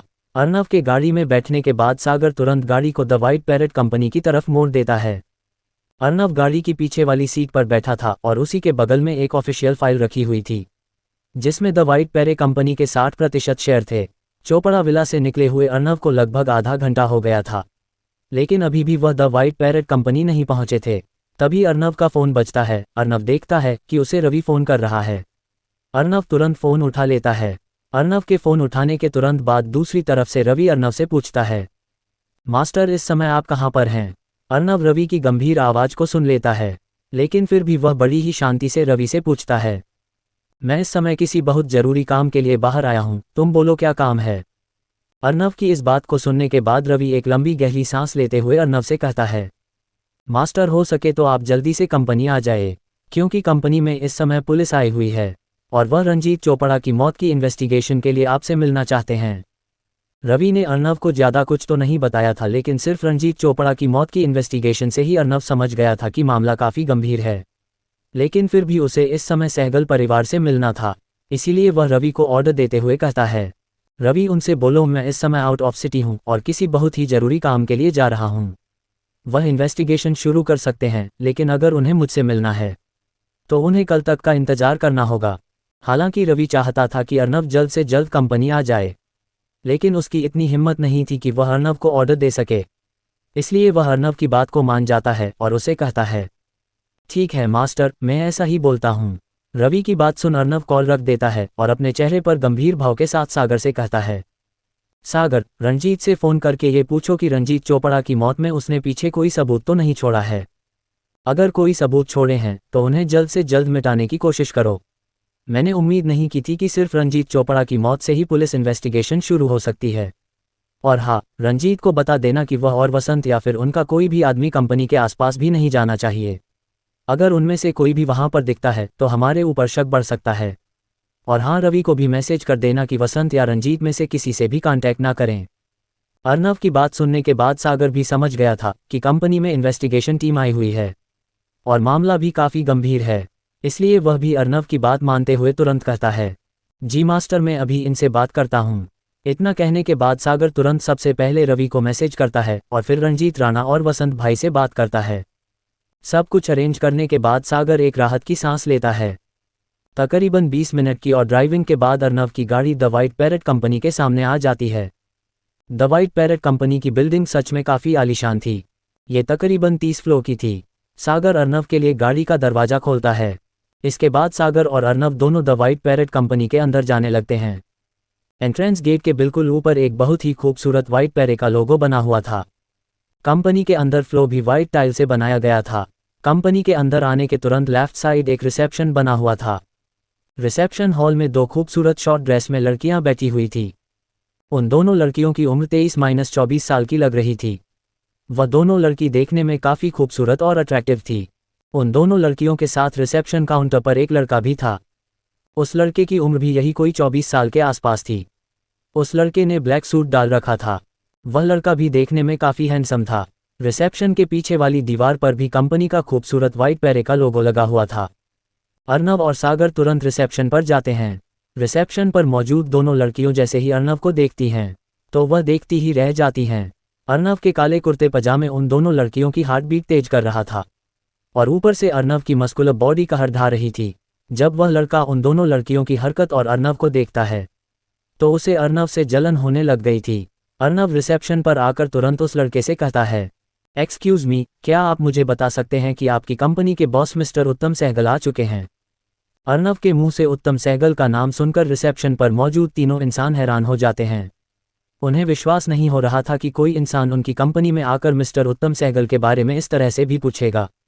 हालांकि अर्नव ने बड़ी ही इज्जत के साथ यह पूछा था, इसीलिए वह अर्नव को मना भी नहीं कर सकते थे। हालांकि उन दोनों लड़कियों की हरकत की वजह से उस लड़के को अर्नव एक आंख भी सहन नहीं हो रहा था, लेकिन फिर भी वह लड़का अपने चेहरे पर जबरदस्ती स्माइल लाते हुए अर्नव को कहता है, मिस्टर, हमारी कंपनी में कंपनी के प्रेसिडेंट उत्तम सहगल बहुत कम आते हैं, लेकिन कंपनी के वाइस प्रेसिडेंट बंसी सहगल रोज आते हैं। अगर आपके पास उनका अपॉइंटमेंट है तो मैं आपको उनके पास ले चलता हूँ। उस लड़के की बात सुनने के बाद अर्नव अपनी गर्दन हिलाने लगता है, और फिर थोड़ा सोचते हुए अर्नव उस लड़के को अपने हाथ में मौजूद फाइल की एक कॉपी को उसे देते हुए कहता है, वेल, मेरे पास कोई अपॉइंटमेंट तो नहीं है, लेकिन क्या आप थोड़ा कष्ट उठाकर इस फाइल को कंपनी के वाइस प्रेसिडेंट मिस्टर बंसी सहगल को दे सकते हैं, और हो सके तो कृपया उनसे बोलना कि जितना जल्दी हो सके इस फाइल को जरूर पढ़ें। मैं उनका यही रिसेप्शन पर इंतजार करता हूँ। इतना कहे अर्नव उस फाइल की कॉपी को उस रिसेप्शन वाले लड़के को दे देता है। वह रिसेप्शन वाला लड़का अर्नव को तिरछी निगाहों से देखते हुए अपने मन में सोचता है, इस लड़के के पास हमारी कंपनी के वाइस प्रेसिडेंट से मिलने का अपॉइंटमेंट तो है नहीं, और बात कर रहा है हमारी कंपनी के प्रेसिडेंट से मिलने की। पता नहीं कहाँ से मुंह उठाकर आ जाते हैं, और एटीट्यूड तो ऐसा है जैसे कंपनी का मेजर शेयर होल्डर हो। बेवकूफ़ इंसान। अर्नव उसे लड़के की आंखों में अपने लिए जलन साफ महसूस कर पा रहा था, और वह ये सोच रहा था, वह आज से पहले तो कभी भी इस लड़के से मिला नहीं, तो वह उससे इतना जल क्यों रहा है। लेकिन फिर जैसे ही उसकी नज़र उन दोनों रिसेप्शन वाली लड़कियों पर जाती है तो वह सारा मामला समझ जाता है। अर्नव समझ गया था कि वह लड़का जरूर इन दोनों में से किसी एक को पसंद करता है, और जब वह दोनों लड़की उसे देखकर इस तरह से रिएक्ट कर रही थी तो उसे जलन हो रही है। अर्नव देखता है कि वह दोनों लड़की लगातार उसे घूरे जा रही है, जिससे अर्नव भी थोड़ा अनकंफर्टेबल महसूस कर रहा था। वह लड़का अर्नव को तिरस्कारपूर्ण निगाहों से देखता है, लेकिन उसका जो काम था वह उसे करता है।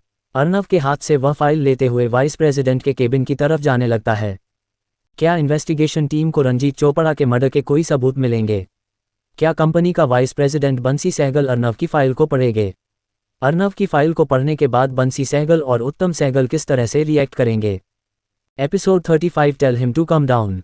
अर्नव उसे लड़के की आंखों में अपने लिए जलन साफ महसूस कर पा रहा था, और वह ये सोच रहा था, वह आज से पहले तो कभी भी इस लड़के से मिला नहीं, तो वह उससे इतना जल क्यों रहा है। लेकिन फिर जैसे ही उसकी नज़र उन दोनों रिसेप्शन वाली लड़कियों पर जाती है तो वह सारा मामला समझ जाता है। अर्नव समझ गया था कि वह लड़का जरूर इन दोनों में से किसी एक को पसंद करता है, और जब वह दोनों लड़की उसे देखकर इस तरह से रिएक्ट कर रही थी तो उसे जलन हो रही है।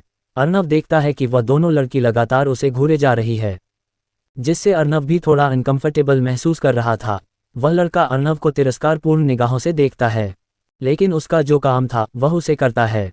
अर्नव के हाथ से वह फाइल लेते हुए वाइस प्रेसिडेंट के केबिन की तरफ जाने लगता है, लेकिन फिर उसे लड़के को लगता है कि अगर वह डायरेक्ट वाइस प्रेसिडेंट के पास जाता है और इस फाइल को देखकर अगर उन्हें गुस्सा आ जाता है तो वह उसकी नौकरी को भी खा सकते हैं। इसीलिए वह वाइस प्रेसिडेंट के केबिन की तरफ ना जाते हुए सीईओ के केबिन चला जाता है। सीईओ का केबिन ग्राउंड फ्लोर पर ही था। वह लड़का केबिन के डोर को नॉक करता है। केबिन के अंदर एक 40 साल की उम्र का आदमी बैठा हुआ था, जिसने रॉयल ब्लू कलर का बिजनेस सूट डाल रखा था। वह आदमी काफ़ी ज़्यादा फिट था। वह आदमी देखने में कहीं से भी 40 साल का नहीं लग रहा था। केबिन के बाहर दरवाजे पर एक नेम प्लेट भी लगी हुई थी, जिस पर उसका नाम अश्विन राजपाल लिखा हुआ था। दरवाजे पर किसी के खटखटाना की आवाज़ सुन वह इंसान अपनी नज़र उठाते हुए कहता है, कम इन। अंदर से आवाज़ सुनने के बाद वह लड़का तुरंत दरवाज़ा खोलते हुए केबिन के अंदर जाता है। वह लड़का अपने हाथ में ग्रीन ऑफिशियल फाइल पकड़े हुए अश्विन के टेबल पर रखते हुए कहता है, सर, बाहर कोई मिस्टर आए हुए हैं और वह कह रहे हैं उन्हें प्रेसिडेंट से मिलना है।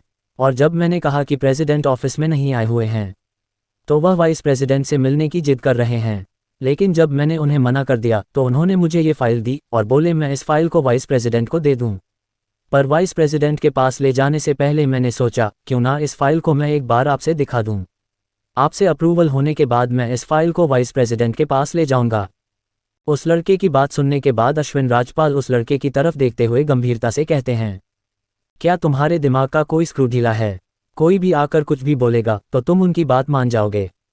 वह तो शुक्र मनाओ तुम वाइस प्रेसिडेंट के पास इस फाइल को लेकर नहीं गए। अगर उनके पास लेकर जाते और अगर उन्हें गुस्सा आ जाता तो वह तुम्हें नौकरी से भी निकाल सकते हैं। हालांकि तुम अभी कौन सा बचाने वाले हो, मैं कुछ जरूरी काम कर रहा था। क्या तुम्हें लगता है मैं ऐसे ही आने जाने वाले लोगों की फाइल पढ़ने के लिए फ्री बैठा हूं? तुम्हारी इस गलती के लिए तुम्हें लास्ट वार्निंग इशू होगी। अगर तुमसे अगली बार कोई गलती होती है तो तुम्हें जॉब से निकाल दिया जाएगा। अब चुपचाप इस फाइल को उठाओ और यहां से निकलते बनो। अश्विन राजपाल जब उस लड़के को डांट रहा था तो वह लड़का सिर्फ अपनी गर्दन नीचे किए हुए खड़ा था। उसकी कुछ भी बोलने की हिम्मत नहीं हो रही थी, लेकिन वह इस समय मन ही मन अर्नव को बहुत कोस रहा था। उसे लग रहा था कि उसे ये सब कुछ सुनने को इसलिए मिल रहा है क्योंकि वह अर्नव की बात मान गया था। वही अपने बॉस की डांट सुनने के बाद वह तुरंत फाइल को उठाते हुए केबिन से बाहर निकल जाता है। उस लड़के के केबिन से बाहर जाने के बाद अश्विन राजपाल दरवाजे की तरफ देखते हुए कहता है, पता नहीं कहां से आ जाते हैं, मोहूर्था के जैसे ये कंपनी उनके बाप दादा की हो। और हमारी कंपनी में बिल्कुल नमूने ही भर्ती कर रखे हैं जो उनकी बात मानकर आ भी जाते हैं। वही वह लड़का गुस्से के साथ केबिन से बाहर निकलता है। बाहर निकलते हुए वह लड़का बड़बड़ा रहा था और अर्नव को गाली दे रहा था। वह लड़का लंबे कदमों से रिसेप्शन के पास आता है और रिसेप्शन डेस्क पर वह फाइल जोर से पटक देता है और गुस्से में अर्नव की तरफ देखते हुए कहता है, क्या तुमने हमारी कंपनी को कोई धर्मशाला समझ रखा है जो मुंह उठाकर यहाँ पर चले आए हो? चुपचाप इस फाइल को उठाओ और यहाँ से चलते बनो, वरना मुझे धक्के मारकर भी बाहर निकालना आता है। उस लड़के की बात सुन अर्नव तो शांत रहता है, लेकिन सागर को उस लड़के की बात से गुस्सा आ जाता है। वह अपना एक कदम आगे बढ़ते हुए तुरंत उसे लड़के की कॉलर को पकड़ लेता है। सागर वैसे भी किसी बॉडी बिल्डर के जैसा लग रहा था और जैसे ही सागर उस लड़के के कॉलर को पकड़ता है तो काफ़ी अग्रेशन में उस लड़के से कहता है, एक बार दोबारा बोलना जो तो बोल रहा था, हमें धक्के मारकर बाहर निकालेगा। और तेरी हिम्मत कैसे हुई ऊंची आवाज में बात करने की? तुझे पता भी है तू इस समय किसके सामने खड़ा होकर क्या बक रहा है? जो तू ये कोट पैंट पहनकर अकड़ दिखा रहा है ना, तेरी इस अकड़ को तो मैं जेब में लेकर घूमता हूँ। अगर इस बार तूने ऊंची आवाज में बोला ना तो तेरी जीभ काट कर फेंक दूंगा। वह लड़का सागर की बॉडी देखकर और उसकी बात सुनकर काफी ज्यादा डर गया था।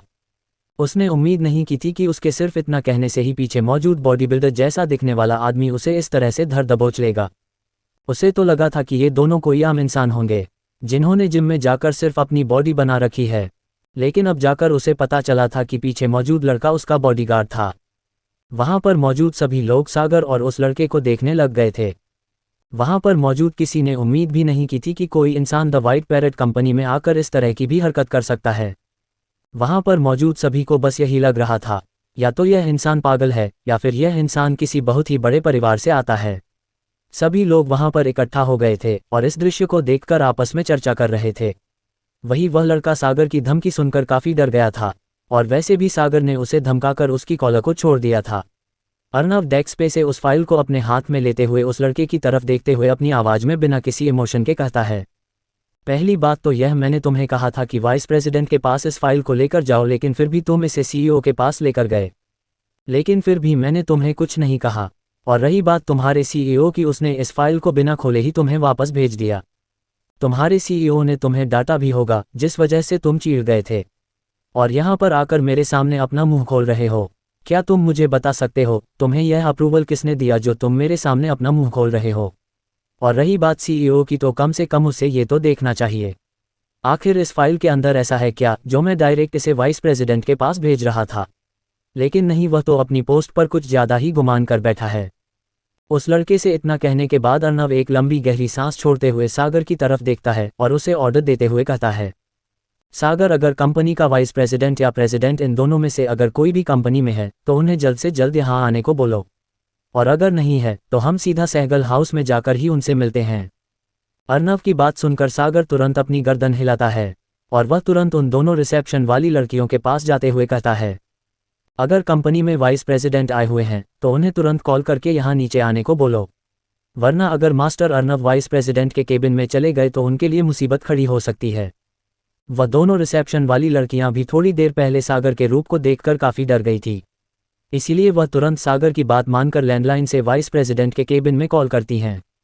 और जैसे ही कॉल कनेक्ट होती है तो वाइस प्रेसिडेंट की असिस्टेंट कॉल उठाती है।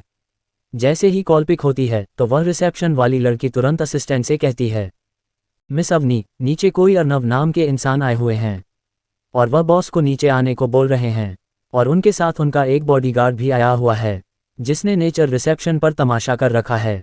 यहाँ तक कि उसने रिसेप्शन बॉय मनोज को भी धमकी दी है और वह कह रहे हैं बॉस नीचे आ जाए, अगर वह ऊपर आते हैं तो बॉस के लिए मुसीबत हो सकती है।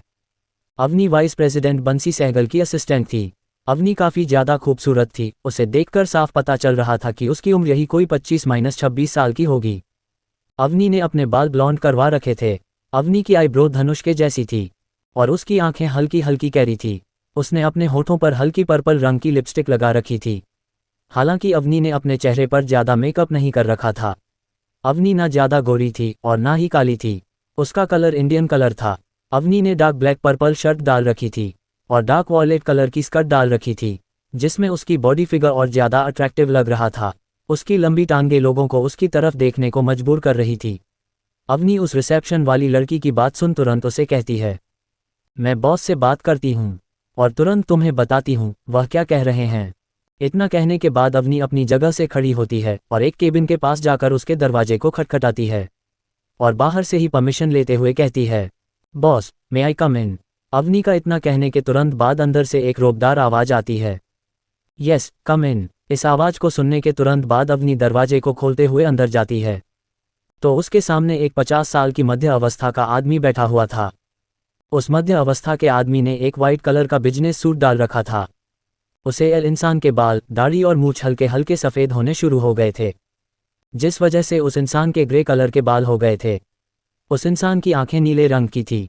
उस इंसान की पर्सनैलिटी को देखकर साफ पता चल रहा था कि वह इंसान काफ़ी ज़्यादा ताकतवर है। वह इंसान भले ही 50 साल का हो गया था, लेकिन उसके शरीर को देखकर ऐसा लग रहा था जैसे वह इंसान अभी भी 30-35 साल का ही है। यह इंसान द वाइट पैरे कंपनी का वाइस प्रेसिडेंट और सहगल परिवार के फैमिली हेड उत्तम सहगल का बेटा बंसी सहगल था। बंसी सहगल अपनी गर्दन उठाते हुए अवनी की तरफ देखते हुए कहता है, व्हाट्स हैपनिंग एवनी। बंसी सहगल की बात सुनने के बाद अवनी बड़ी ही शालीनता के साथ बंसी सहगल से कहती है, बॉस, नीचे कोई मिस्टर अर्नव करके आए हुए हैं, वह आपको नीचे रिसेप्शन पर बुला रहे हैं। अवनी की बात सुनने के बाद बंसी सहगल किस तरह का रिएक्शन देंगे, या फिर वह भी अर्नव को पागल समझकर उसे इग्नोर कर देंगे। आखिर क्या होगा अगर बंसी सहगल अर्नव से मिलने रिसेप्शन पर नहीं जाएगा। Episode 36 martial art fighter class. यह इंसान द वाइट पैरे कंपनी का वाइस प्रेसिडेंट और सहगल परिवार के फैमिली हेड उत्तम सहगल का बेटा बंसी सहगल था। बंसी सहगल अपनी गर्दन उठाते हुए अवनी की तरफ देखते हुए कहता है, व्हाट्स हैपनिंग एवनी। बंसी सहगल की बात सुनने के बाद अवनी बड़ी ही शालीनता के साथ बंसी सहगल से कहती है, बॉस, नीचे कोई मिस्टर अर्नव करके आए हुए हैं, वह आपको नीचे रिसेप्शन पर बुला रहे हैं। अवनी की बात सुनने के बाद बंसी सहगल अपनी आईब्रो को सिकोड़ते हुए मिस्टर अर्नव नाम के व्यक्ति के बारे में सोचने लग जाते हैं। वह ये सोच रहे थे क्या वह कभी इस नाम के व्यक्ति से मिले भी हैं, लेकिन काफ़ी देर तक सोचने के बावजूद भी उन्हें इस नाम का व्यक्ति याद नहीं आता। थोड़ी देर और सोचने के बाद वह फैसला करते हैं कि वह इस व्यक्ति से नीचे जाकर एक बार जरूर मिलेंगे। और फिर अगले ही पल बंसी सहगल अपनी चेयर से खड़े हो जाते हैं और अवनी को आगे चलने का इशारा करते हैं।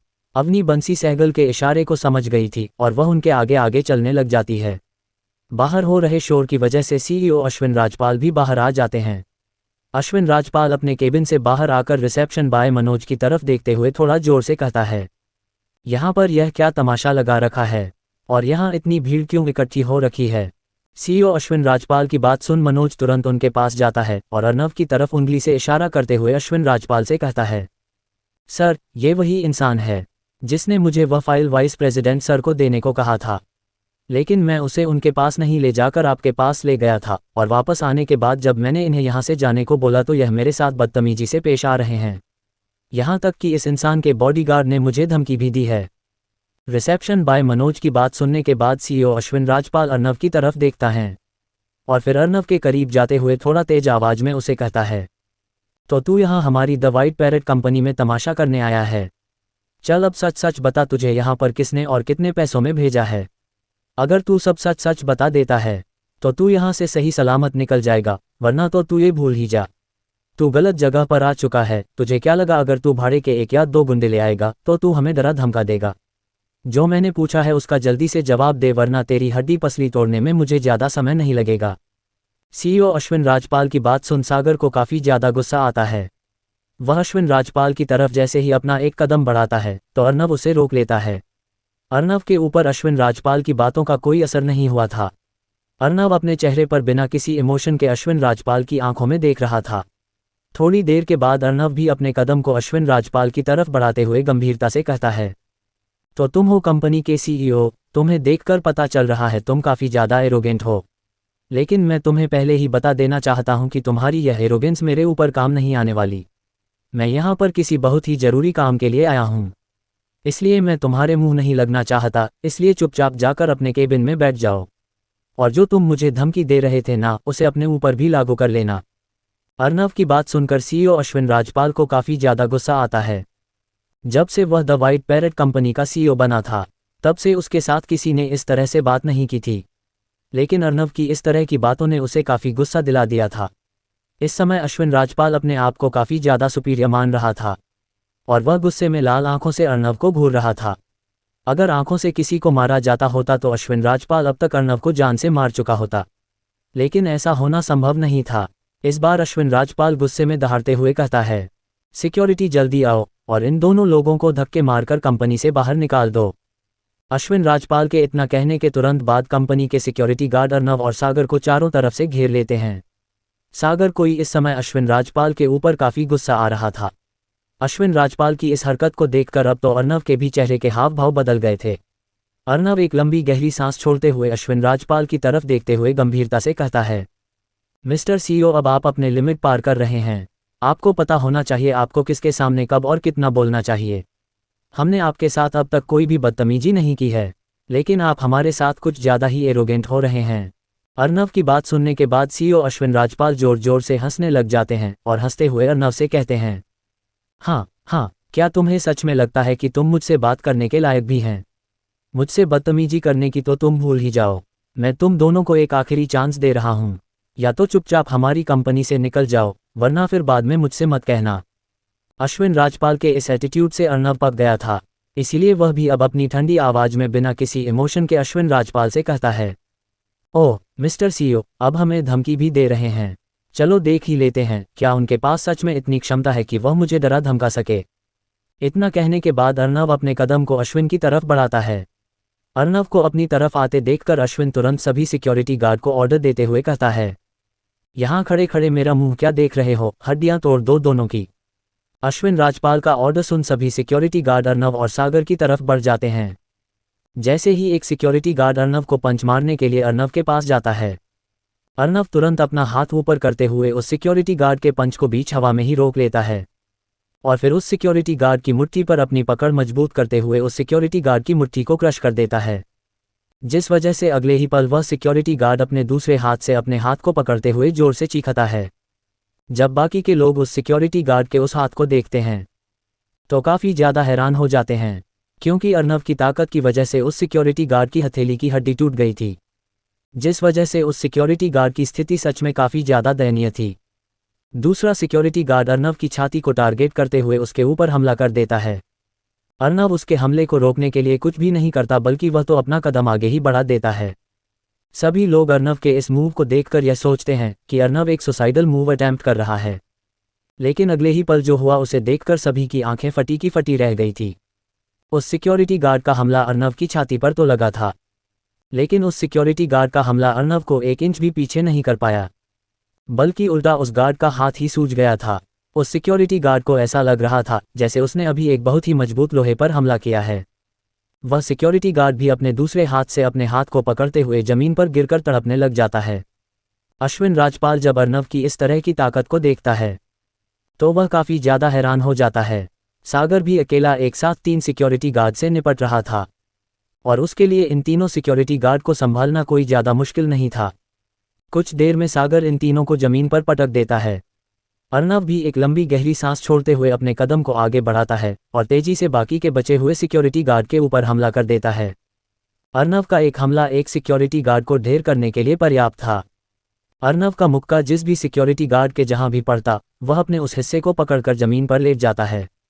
अर्नव की इस तरह की ताकत को देखकर अश्विन राजपाल के माथे से पसीना आने लग गया था। अश्विन राजपाल ने उम्मीद भी नहीं की थी कि ये दोनों इतनी ज़्यादा ताकतवर होंगे। अर्नव के मूव देखकर अश्विन राजपाल समझ गया था कि अर्नव एक फाइटर है, और इतनी बड़ी कंपनी के सीईओ होने की वजह से उसे अच्छे से पता था कि एक फाइटर एक नॉर्मल गुंडे से कितना पावरफुल होता है। एक फाइटर उसे ही कहा जाता है जो एक मार्शल आर्टिस्ट हो। मार्शल आर्ट को 5 क्लास में विभाजित किया गया है: डी क्लास, सी क्लास, बी क्लास, ए क्लास और एस क्लास।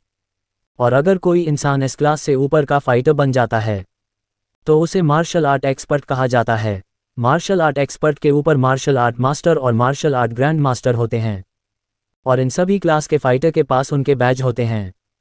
जैसे डी क्लास और सी क्लास के पास एक ब्रोंज बैच होता है, वह बैच गोल होता है लेकिन उसके ऊपर ब्रोंज कलर का वी बना हुआ होता है। बी क्लास और ए क्लास का सिल्वर बैच होता है जिसमें एक के ऊपर एक 2 वी बने हुए होते हैं। एस क्लास का गोल्ड बैच होता है जिसके ऊपर भी 2 वी बने हुए होते हैं, लेकिन इसमें नीचे का डायमंड लार्ज डायमंड का लोगो लगा रहता है और उसके दोनों साइड में भी थोड़ा थोड़ा पोर्शन ज़्यादा बड़ा रहता है। वी के बीच में ऊपर भी एक ट्रायंगल बना हुआ रहता है। मार्शल आर्ट एक्सपर्ट का बैच बिल्कुल गोल्ड बैच के ही जैसा, बस थोड़ा बड़ा और थोड़े अलग डिज़ाइन का रहता है, और उसका कलर भी गोल्ड होने की जगह स्काई ब्लू रहता है। इस स्काई ब्लू बैच को प्लेटिनम बैच भी बोलते हैं, और इसके ऊपर मार्शल आर्ट मास्टर का बैच होता है जिसको डायमंड बैच बोलते हैं, और यह डार्क ब्लू कलर का होता है और इसका लुक भी थोड़ा और ज़्यादा प्रीमियम और ज़्यादा चौड़ा रहता है। ये बैच देखने में थोड़ा थोड़ा अर्नव के पास मौजूद रेड टोकन के जैसा रहता है, और इसके ऊपर मार्शल आर्ट ग्रैंड मास्टर का बैच होता है जो कि पर्पल कलर का होता है, और ये देखने में अर्नव के पास मौजूद रेड टोकन से थोड़ा सा अलग दिखाई देता है। इस बैच को मास्टर बैच भी बोला जाता है। मार्शल आर्ट के हिसाब से अगर कोई इंसान मार्शल आर्ट एक्सपर्ट का बैच प्राप्त कर लेता है तो वह अपना खुद का मार्शल आर्ट स्कूल खोलने के लायक हो जाता है। इधर जैसे ही अश्विन राजपाल को पता चलता है कि अर्नव एक फाइटर है तो उसके होश उड़ जाते हैं। हालांकि उसे यह है तो नहीं पता था कि अर्नव किस क्लास का फाइटर है, लेकिन एक फाइटर होना ही अश्विन राजपाल को डराने के लिए पर्याप्त था। अर्नव ने कुछ ही देर में वहां पर मौजूद सभी सिक्योरिटी गार्ड को ठिकाने लगा दिया था। अर्नव इस समय अश्विन राजपाल की तरफ बढ़ रहा था, लेकिन तभी वहां पर लिफ्ट खुलती है और एक बहुत ही सुंदर लड़की और उसके पीछे एक 50 साल की मध्य अवस्था का आदमी चलते हुए आगे आते हैं। कंपनी में मौजूद बाकी सभी लोग जैसे ही उन दोनों को देखते हैं तो वह तुरंत उनके लिए रास्ता छोड़ देते हैं। यह इंसान बंसी सहगल था जो अपनी असिस्टेंट अवनी के साथ आया हुआ था। बंसी सहगल जैसे ही आगे आता है और सामने के दृश्य को देखकर वह हैरान हो जाता है, लेकिन तभी बंसी सहगल की नज़र एक 20 साल के लड़के के ऊपर पड़ती है। जैसे ही बंसी सहगल उस लड़के को देखता है तो वह उसे थोड़ा जाना पहचाना दिखाई दे रहा था। आखिर बंसी सहगल अर्नव को कैसे जानता है? क्या अर्नव पहले भी कभी बंसी सहगल से मिला है? अपने सिक्योरिटी गार्डों की हालत को देखकर कहीं बंसी सहगल अर्नव के ऊपर गुस्सा तो नहीं हो जाएंगे? क्या अर्नव द वाइट पैरे कंपनी में जिस काम के लिए आया है वह हो पाएगा? Episode 37 Sehgal families godfather. Arnav ने कुछ ही देर में वहां पर मौजूद सभी सिक्योरिटी गार्ड को ठिकाने लगा दिया था। अर्नव इस समय अश्विन राजपाल की तरफ बढ़ रहा था, लेकिन तभी वहां पर लिफ्ट खुलती है और एक बहुत ही सुंदर लड़की और उसके पीछे एक 50 साल की मध्य अवस्था का आदमी चलते हुए आगे आते हैं। कंपनी में मौजूद बाकी सभी लोग जैसे ही उन दोनों को देखते हैं तो वह तुरंत उनके लिए रास्ता छोड़ देते हैं। यह इंसान बंसी सहगल था जो अपनी असिस्टेंट अवनी के साथ आया हुआ था।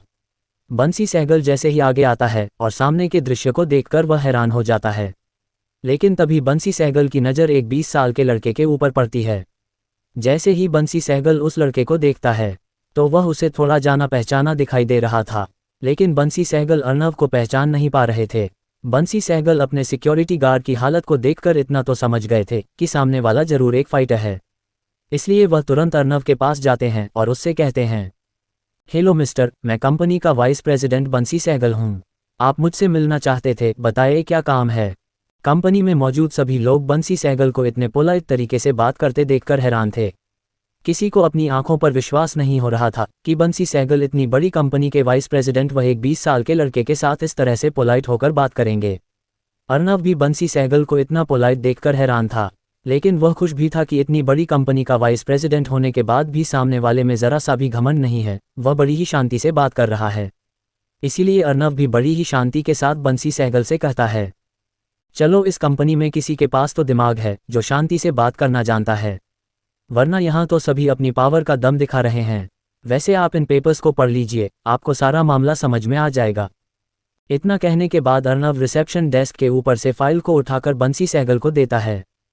बंसी सहगल भी फाइल को लेकर उसे पढ़ने लग जाते हैं, लेकिन 1 मिनट बाद ही उनके चेहरे का रंग उड़ जाता है। उन्हें विश्वास नहीं हो रहा था, वह तेजी से पेज पलटने लग जाते हैं। उन्हें काफ़ी बड़ा झटका लगा था। तकरीबन 10 मिनट के बाद वह अपनी नज़रें उठाते हुए अर्नव को देखते हैं। उनके चेहरे पर इस समय घबराहट साफ देखी जा सकती थी। वहां पर मौजूद सभी लोग बंसी सहगल के चेहरे के उड़े हुए रंग को साफ देख पा रहे थे। थोड़ी देर बाद अपने आप को संभालने के बाद बंसी सहगल अर्नव के सामने जाते हैं और अपनी गर्दन झुकाते हुए कहते हैं, गॉडफादर, मुझे मालूम नहीं था कि यह आप है। अगर मुझसे कोई गलती हो गई हो तो मुझे माफ़ करें। बंसी सहगल को भी अब सारी बात समझ में आ गई थी, क्यों उसको अर्नव का चेहरा जाना पहचाना लग रहा था। उसने एक बार अर्नव को देखा था जब वह 4 साल का था, और उस समय अर्नव को सहगल हाउस लेकर आने वाले व्यक्ति जय सिंह थे। और अर्नव का चेहरा जय सिंह से काफ़ी ज़्यादा मिलता जुलता है। और पेपर्स को पढ़ने के बाद उन्हें पता चल गया था कि सामने मौजूद इंसान कौन है। वही अर्नव ने भी उम्मीद नहीं की थी कि इतना बड़ा आदमी इन पेपर्स को पढ़कर ही उसके सामने गर्दन झुका लेगा। वही ऑफिस में मौजूद सभी लोग इस दृश्य को देखकर काफ़ी ज़्यादा हैरान हो गए थे। लेकिन इस समय कोई सबसे ज़्यादा डरा हुआ था तो वह सीईओ अश्विन राजपाल और रिसेप्शन बॉय मनोज था। उन्होंने उम्मीद नहीं की थी कि उनके सामने मौजूद लड़का इतना ज़्यादा पावरफुल होगा कि उनकी कंपनी का वाइस प्रेसिडेंट तक उसके सामने गर्दन झुकाता होगा। इस समय सीईओ अश्विन राजपाल के माथे से पसीना बह रहा था। वही रिसेप्शन बॉय मनोज का तो पूरा शरीर कांप गया था। वह बार बार जिस इंसान की बेइज्जती कर रहा था वह इतना ज़्यादा पावरफुल होगा उसने सोचा भी नहीं था।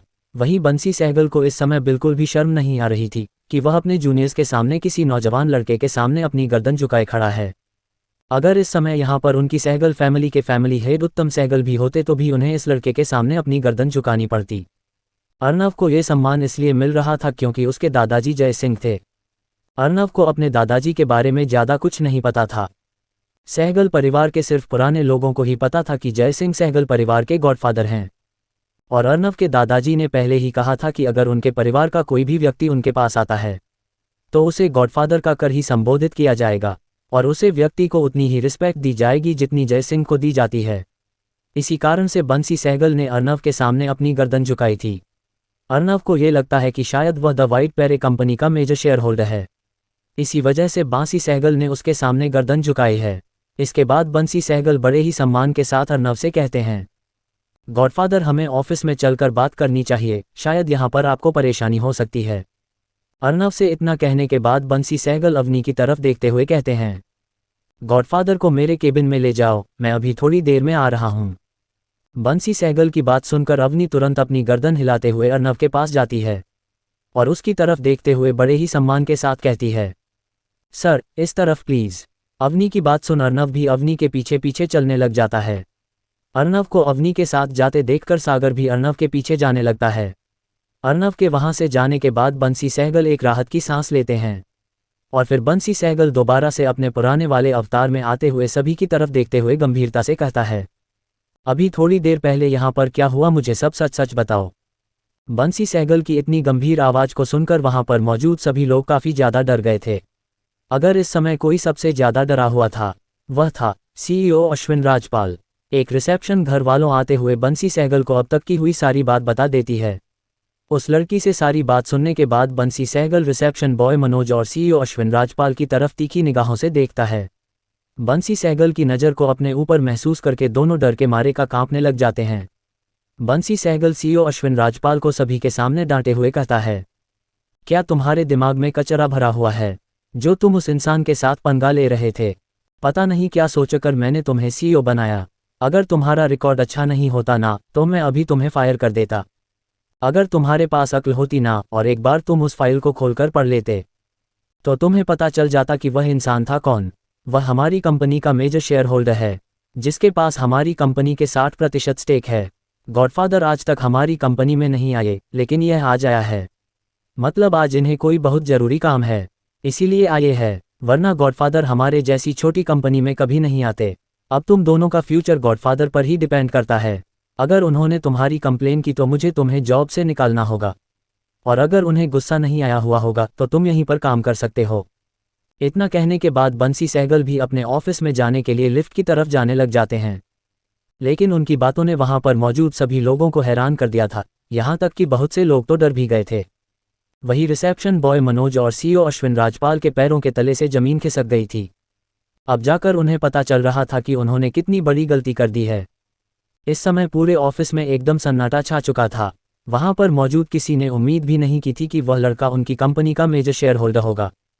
वही अर्नव और सागर अब तक अवनी के पीछे जाते हुए बंसी सहगल के ऑफिस में आ चुके थे।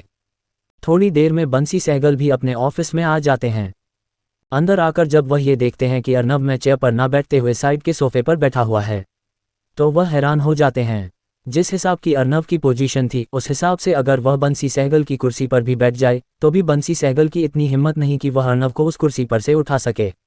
अब अर्नव वहां पर नहीं बैठा तो उनकी भी हिम्मत नहीं हो रही थी कि वह अर्नव के सामने उस चेयर पर जाकर बैठ सके। अर्नव जब ये देखता है कि बंसी सहगल अभी तक बैठे नहीं है, तो वह उन्हें बड़ी ही शांति से कहता है, मिस्टर बंसी सहगल, आखिर क्या हुआ? आप बैठ क्यों नहीं रहे? आप बैठेंगे तभी तो हम बात कर पाएंगे। अर्नव की बात सुन बंसी सहगल थोड़े ऑकवर्ड हो जाते हैं, लेकिन वह अर्नव की बात को अनसुना भी नहीं कर सकते थे। इसीलिए वह अर्नव के पास वाले सोफे पर जाकर बैठ जाते हैं और फिर अर्नव की तरफ देखते हुए बड़ी ही शांति से कहते हैं, गॉडफादर, आखिर ऐसी कौन सी जरूरत आन पड़ी जो आपको यहाँ पर आना पड़ा? आप मुझे कॉल कर लेते हैं, मैं खुद आपके पास आ जाता। अर्नव को अभी भी कुछ समझ नहीं आ रहा था, आखिर बंसी सहगल क्यों उसके साथ इस तरह से बर्ताव कर रहे हैं। इसीलिए अब वह बंसी सहगल से पूछ ही लेता है, मिस्टर बंसी सहगल, क्या आप मुझे बता सकते हैं आप मेरे साथ इस तरह का क्यों बिहेव कर रहे हैं? मैं मानता हूं मेरे पास कंपनी के 60% शेयर हैं और मैं कंपनी का मेजर शेयर होल्डर हूं, लेकिन आप मुझे इस तरह से ट्रीट ना करें, मैं आपके छोटे भाई के जैसा हूं। और क्या आप मुझे बार बार गॉडफादर गॉडफादर कहकर बुला रहे हैं? मेरा नाम अर्नव है, आप मुझे अर्नव बुला सकते हैं। अर्नव की बात सुनने के बाद बंसी सहगल काफ़ी ज़्यादा हैरान हो जाते हैं और वह इसी हैरानी के साथ अर्नव से पूछ पड़ते हैं, क्या आपको सहगल परिवार और गॉडफादर जय सिंह के संबंधों के बारे में कुछ नहीं पता? उन्होंने ही तो हमसे कहा था कि उनकी फैमिली का जो कोई हमारे पास आए उन्हें गॉडफादर कहकर ही संबोधित किया जाएगा, फिर वह आपके परिवार का कोई नया जन्मा बच्चा ही क्यों ना हो। अर्नव को अपने दादाजी जय सिंह के बारे में ज़्यादा कुछ नहीं पता था, लेकिन अर्नव ये देखकर हैरान था कि सहगल परिवार जैसा हरियाणा का इतना बड़ा परिवार भी उसके दादाजी जय सिंह को अपना गॉडफादर मानता है। वह समझ गया था कि उसके दादाजी जब जिंदा रहे होंगे तो बहुत ही ताकतवर इंसान रहे होंगे, लेकिन वह ये सोचकर हैरान था कि उसके दादाजी ने कभी उसके पिता को इस बारे में क्यों नहीं बताया। अर्नव जब 6 साल का था तब उसके दादाजी की मौत हो गई थी। इतना छोटा होने की वजह से अब अर्नव की यह यादें भी धुंधली हो गई थी। अर्नव बंसी सहगल से अपने दादाजी के बारे में और भी बहुत सी बातें जानना चाहता था, लेकिन वह इस समय रुक जाता है और वह कार्य करता है जो वह करने आया है। इसीलिए वह बंसी सहगल की तरफ देखते हुए गंभीरता से कहता है, मिस्टर बंसी सहगल, मुझे इस समय पैसों की बहुत ही ज़्यादा अर्जेंट ज़रूरत है, इसीलिए मैं मेरे 5% शेयर को बेचना चाहता हूँ। हालांकि मैं इन शेयर को दूसरों को भी भेज सकता था, लेकिन मैंने सोचा क्यों ना इस शेयर को कंपनी को ही भेज दिया जाए। इससे कंपनी के शेयर कंपनी को मिल भी जाएंगे और किसी बाहरी व्यक्ति के पास नहीं जाएंगे, और आपके परिवार का भी कंपनी में स्टेक बढ़ जाएगा। अर्नव की बात सुनकर बंसी सहगल काफ़ी ज़्यादा हैरान हो जाता है। उसे विश्वास नहीं हो रहा था कि अर्नव अपने पास मौजूद कंपनी के 5% शेयर को बेचने आया होगा। बंसी सहगल भले ही कंपनी के लिए हर डिसीजन खुद लेते थे, लेकिन कंपनी के प्रेसिडेंट अभी भी उसके पिता उत्तम सहगल थे। भले ही उनकी उम्र हो गई थी और वह कभी भी कंपनी के फैसलों में ज़्यादा नहीं घुसते थे, लेकिन बंसी सहगल इतना बड़ा फैसला खुद नहीं ले सकते थे। उसके लिए उसे सबसे पहले उसके पिता की परमिशन की आवश्यकता थी। लेकिन सबसे ज़्यादा चिंता उसे इस बात की थी, अगर वह उनसे बिना बात किए कंपनी के 5% शेयर गॉडफादर से ले लेता है और जब उसके पिता उत्तम सहगल को इस बारे में पता चलेगा तो कहीं वह उससे नाराज ना हो जाए। भले ही अर्नव को खुद नहीं पता था कि सहगल परिवार के लिए गॉडफादर क्या मायने रखता है, लेकिन बंसी सहगल को इस बारे में अच्छे से पता था। गॉडफादर के लिए सहगल परिवार अपनी कंपनी को बेच भी सकता था, और अगर उसके पिता उत्तम सहगल को पता चलेगा कि गॉडफादर को पैसों की ज़रूरत थी और उसके लिए उन्हें कंपनी के शेयर बेचने पड़े, तो उत्तम सहगल काफ़ी ज़्यादा नाराज हो जाएंगे। अगर यहाँ बंसी सहगल की जगह उत्तम सहगल होते तो वह बिना शेयर लिए अर्नव को पैसे ट्रांसफ़र कर देते हैं। बस इसी उधेड़बुन की वजह से बंसी सहगल अपने पिता से बात करना चाहता था। बंसी सहगल अगर अपने पिता उत्तम सहगल से बात करता है तो क्या उत्तम सहगल शेयर खरीदने के लिए मान जाएंगे? क्या अर्नव को पता चल पाएगा उसके दादाजी और सहगल परिवार के बीच किस तरह का रिश्ता था? Episode 38 entire Sehgal family in company. बंसी सहगल अगर अपने पिता उत्तम सहगल से बात किए बिना कंपनी के 5% शेयर गॉडफादर से ले लेता है, और जब उसके पिता उत्तम सहगल को इस बारे में पता चलेगा तो कहीं वह उससे नाराज ना हो जाए।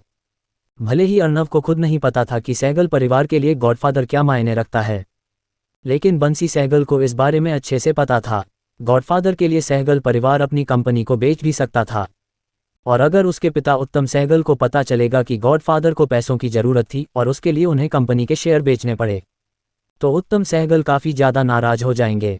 अगर यहाँ बंसी सहगल की जगह उत्तम सहगल होते तो वह बिना शेयर लिए अर्नव को पैसे ट्रांसफ़र कर देते हैं। बस इसी उधेड़बुन की वजह से बंसी सहगल अपने पिता से बात करना चाहता था। अर्नव को पता था कि यह फैसला सच में काफ़ी बड़ा है, और बंसी सहगल कंपनी का सिर्फ वाइस प्रेसिडेंट था, इस वजह से वह खुद भी इस फैसले को नहीं ले सकता था। इस तरह के फैसले के लिए कंपनी के प्रेसिडेंट या फिर बोर्ड मेंबर्स का होना जरूरी होता है।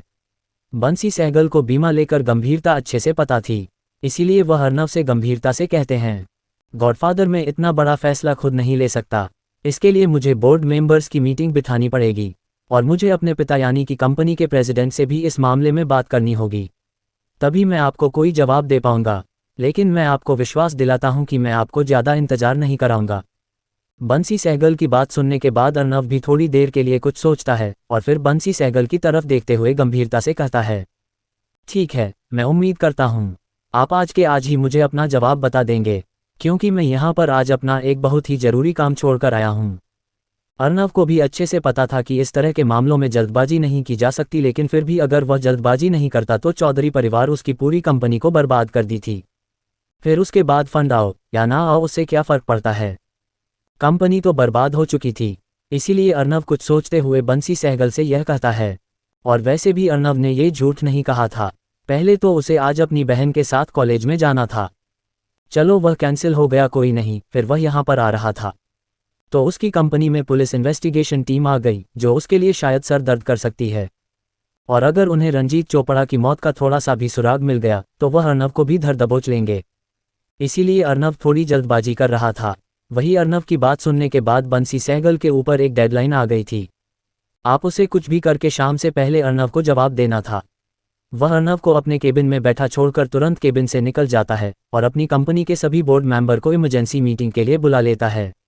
सभी से बात करने के बाद अब बंसी सहगल अपने पिता उत्तम सहगल को कॉल लगाता है। तकरीबन 4 से 5 रिंग के बाद दूसरी तरफ से फ़ोन उठा लिया जाता है, और फ़ोन के दूसरी तरफ से बुरी लेकिन गंभीर आवाज़ बंसी सहगल को सुनाई देती है। क्या हुआ बंसी, मुझे फ़ोन क्यों किया, क्या कंपनी में कोई दिक्कत हो गई है? इस आवाज़ को सुनकर साफ पता चल रहा था कि यह आवाज़ एक 80 वर्षीय बूढ़े की है। वही अपने पिता की बात सुनने के बाद बंसी सहगल तुरंत एक लंबी गहरी सांस छोड़ते हुए अपने पिता से कहते हैं, पिताजी आज कंपनी में गॉडफादर के पोते गॉडफादर अर्नव आए हुए हैं, और वह अपने 5% शेयर वापस कंपनी को बेचना चाहते हैं। इतना बड़ा फैसला मैं खुद नहीं कर सकता था, इसीलिए मैंने बोर्ड की मीटिंग बैठाई है। आप भी जल्दी से आ जाए। और हाँ, गॉडफादर अर्नव का कहना है कि उन्हें जवाब आज शाम से पहले मिल जाए। बंसी सहगल की बात सुनने के तुरंत बाद फ़ोन के दूसरी तरफ से एक उत्साह से भरी आवाज़ सुनाई देती है, क्या कहा, गॉडफादर अर्नव आए हुए हैं, मैं अभी कंपनी आता हूँ। उन्हें कहना कि वह कहीं भी नहीं जाए, और अगर वह कंपनी के शेयर पैसों की वजह से बेच रहे हैं तो इसकी कोई टेंशन नहीं है। उनको जितने पैसे चाहिए तुम दे दो, लेकिन उनसे शेयर खरीदने की कोई ज़रूरत नहीं है। आज हमारे पास जो कुछ भी है वह सिर्फ गॉडफादर जय सिंह की बदौलत ही है। अगर आज हम गॉडफादर जय सिंह के पोते गॉडफादर अर्नव के काम नहीं आते हैं तो कौन काम आएगा? अपने पिताजी की बात सुनने के बाद बंसी सहगल एक गहरी सांस छोड़ते हैं। उन्हें पता था कि उनकी बात सुनने के बाद उसके पिताजी कुछ इस तरह से ही रिएक्ट करेंगे, लेकिन गॉडफादर का नाम सुनकर वह इतने ज़्यादा उत्साहित हो जाएंगे उसने सोचा भी नहीं था।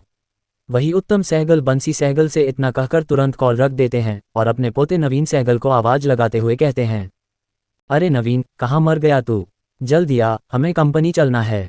आज हमारी कंपनी में हमारे प्रभु के कदम पड़े हैं। गॉडफादर जय सिंह के पोते गॉडफादर अर्नव कंपनी आए हुए हैं, हमें जल्दी से जाकर उनका स्वागत करना चाहिए। जल्दी आओ।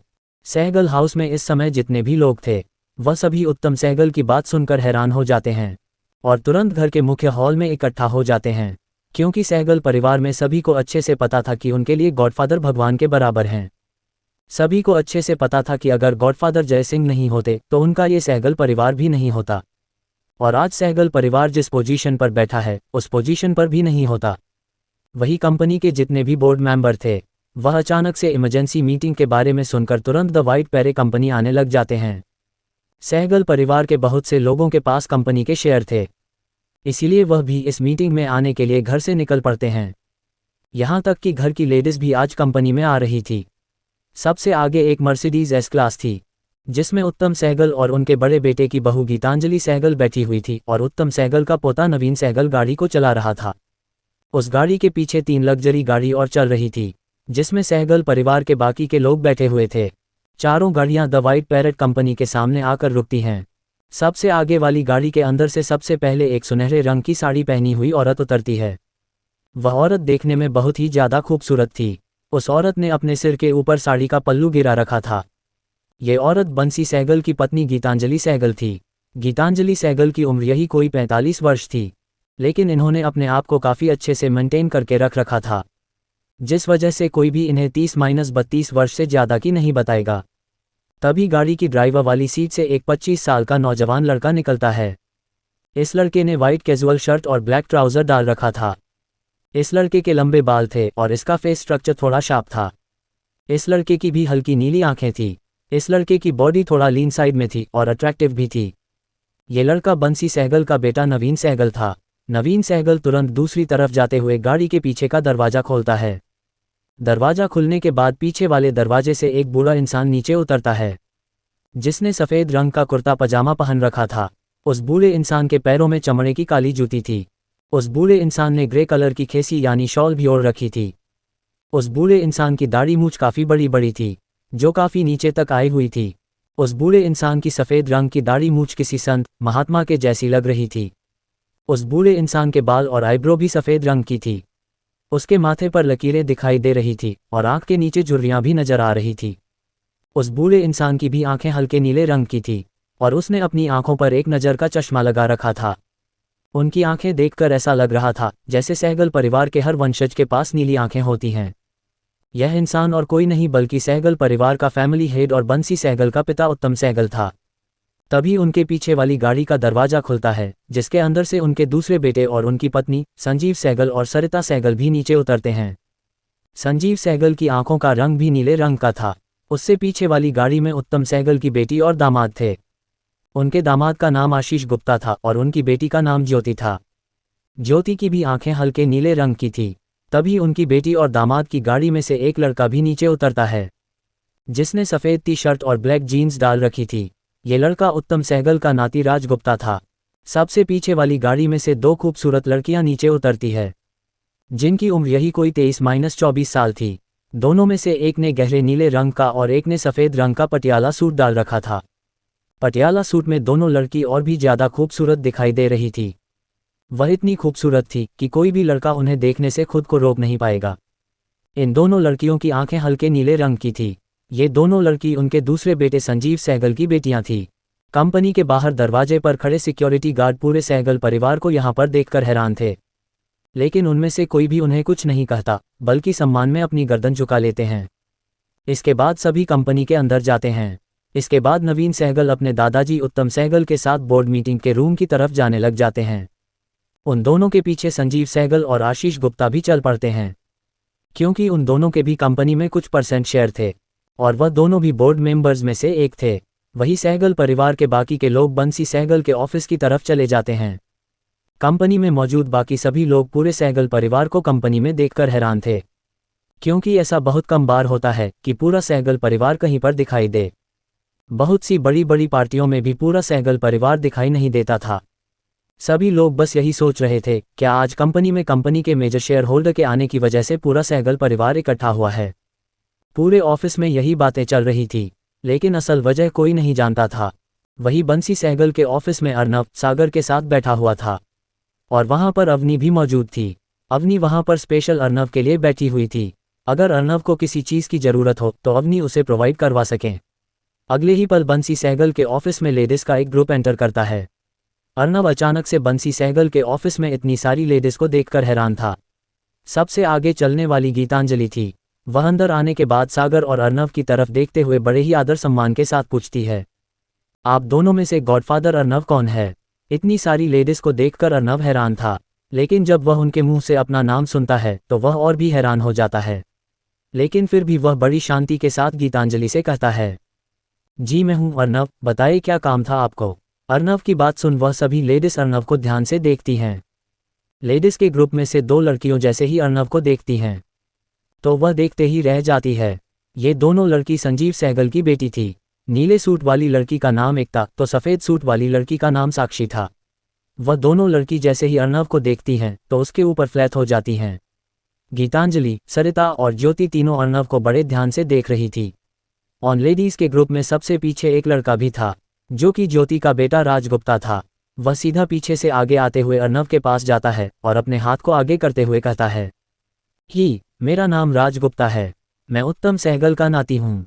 अचानक से राजगुप्ता के सामने आकर अर्नव को ही कहने की वजह से वहाँ का माहौल अचानक से थोड़ा गंभीर हो जाता है। वही अर्नव भी उससे हाथ न मिलाते हुए राजगुप्ता को ऊपर से लेकर नीचे तक देखा है। वह बस ये सोच रहा था कि बंसी सहगल उत्तम सहगल का बेटा होते हुए भी उसके सामने गर्दन झुका रहा था, और यह नाती होते हुए भी किस तरह का एटीट्यूड दिखा रहा है। अर्नव को यह थोड़ा अजीब लगता है। अर्नव यही सोच रहा था जिस हिसाब से बंसी सहगल ने उसे बताया था, उस हिसाब से सहगल परिवार के किसी भी व्यक्ति को उसके सामने नज़र नहीं उठानी चाहिए थी। वह बस यही सोच रहा था कि यह सैंपल कहाँ से आया है जो सहगल परिवार के गॉडफादर से इस तरह से बातें कर रहा है। वही गीतांजलि ने भी उम्मीद नहीं की थी कि राज कुछ इस तरह से गॉडफादर के साथ बिहेव करेगा। आखिर बोर्ड मीटिंग में सभी लोग क्या फैसला करेंगे? क्या सभी लोग उत्तम सहगल की बात मानकर बिना शेयर खरीदे अर्नव को पैसे दे देंगे? क्या होगा जब उत्तम सहगल को पता चलेगा कि राजगुप्ता उनके गॉडफादर के साथ किस तरह से बर्ताव कर रहा था? Episode 39 Raj Gupta was ignored. ही मेरा नाम राजगुप्ता है, मैं उत्तम सहगल का नाती हूँ। अचानक से राजगुप्ता के सामने आकर अर्नव को ही कहने की वजह से वहाँ का माहौल अचानक से थोड़ा गंभीर हो जाता है। वही अर्नव भी उससे हाथ न मिलाते हुए राजगुप्ता को ऊपर से लेकर नीचे तक देखता है। वह बस ये सोच रहा था कि बंसी सहगल उत्तम सहगल का बेटा होते हुए भी उसके सामने गर्दन झुका रहा था, और यह नाती होते हुए भी इस तरह का एटीट्यूड दिखा रहा है। अर्नव को यह थोड़ा अजीब लगता है। अर्नव यही सोच रहा था जिस हिसाब से बंसी सहगल ने उसे बताया था, उस हिसाब से सहगल परिवार के किसी भी व्यक्ति को उसके सामने नज़र नहीं उठानी चाहिए थी। वह बस यही सोच रहा था कि यह सैंपल कहाँ से आया है जो सहगल परिवार के गॉडफादर से इस तरह से बातें कर रहा है। वही गीतांजलि ने भी उम्मीद नहीं की थी कि राज कुछ इस तरह से गॉडफादर के साथ बिहेव करेगा। राजगुप्ता की इस तरह की हरकत की वजह से वहाँ का माहौल काफ़ी ज़्यादा टेंस हो गया था। अर्नव ने तो राजगुप्ता को कुछ नहीं कहा था, लेकिन उसके विपरीत सागर तुरंत खड़ा होते हुए राजगुप्ता के कंधे पर अपना हाथ रखते हुए कहता है, हाथ उसे इंसान से मिलाया जाता है जो तुम्हारी बराबरी का हो, और तुम्हारी हैसियत इतनी बड़ी नहीं है कि तुम मास्टर अर्नव से हाथ मिला सको। बड़े प्यार से बता रहा हूँ, इस सीख को अपने दिमाग में बैठा ले। वहाँ पर मौजूद किसी ने उम्मीद नहीं की थी कि अर्नव का बॉडीगार्ड इतने सपाट शब्दों में यह बात कह जाएगा। वही अपनी बेइज्जती एक बॉडीगार्ड से होते देखकर राजगुप्ता को काफ़ी गुस्सा आता है, लेकिन वह अपना हाथ पीछे करते हुए सागर को गुस्से से घूर रहा था।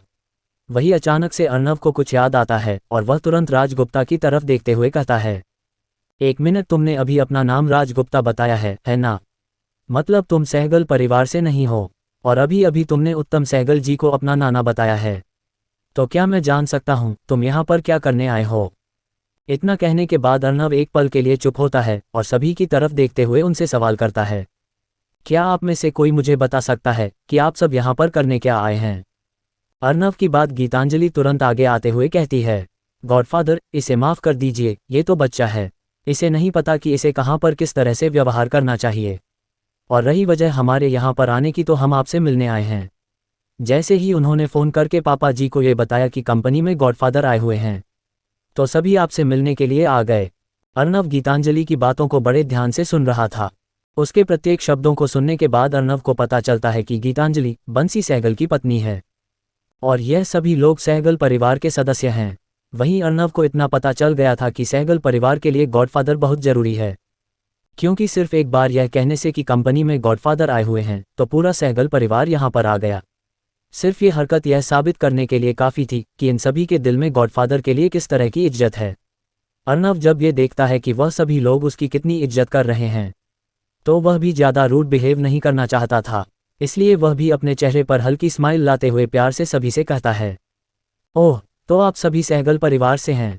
आप सभी खड़े क्यों हैं, बैठिए ना। अर्नव की इस बात को सुनकर वहां पर मौजूद सभी लोग काफ़ी ज़्यादा हैरान हो जाते हैं, बस छोड़कर राजगुप्ता को। भले ही वह सभी जाने माने सहगल परिवार से थे, लेकिन उनकी इतनी हिम्मत नहीं थी कि वह गॉडफादर के साथ बैठ सके।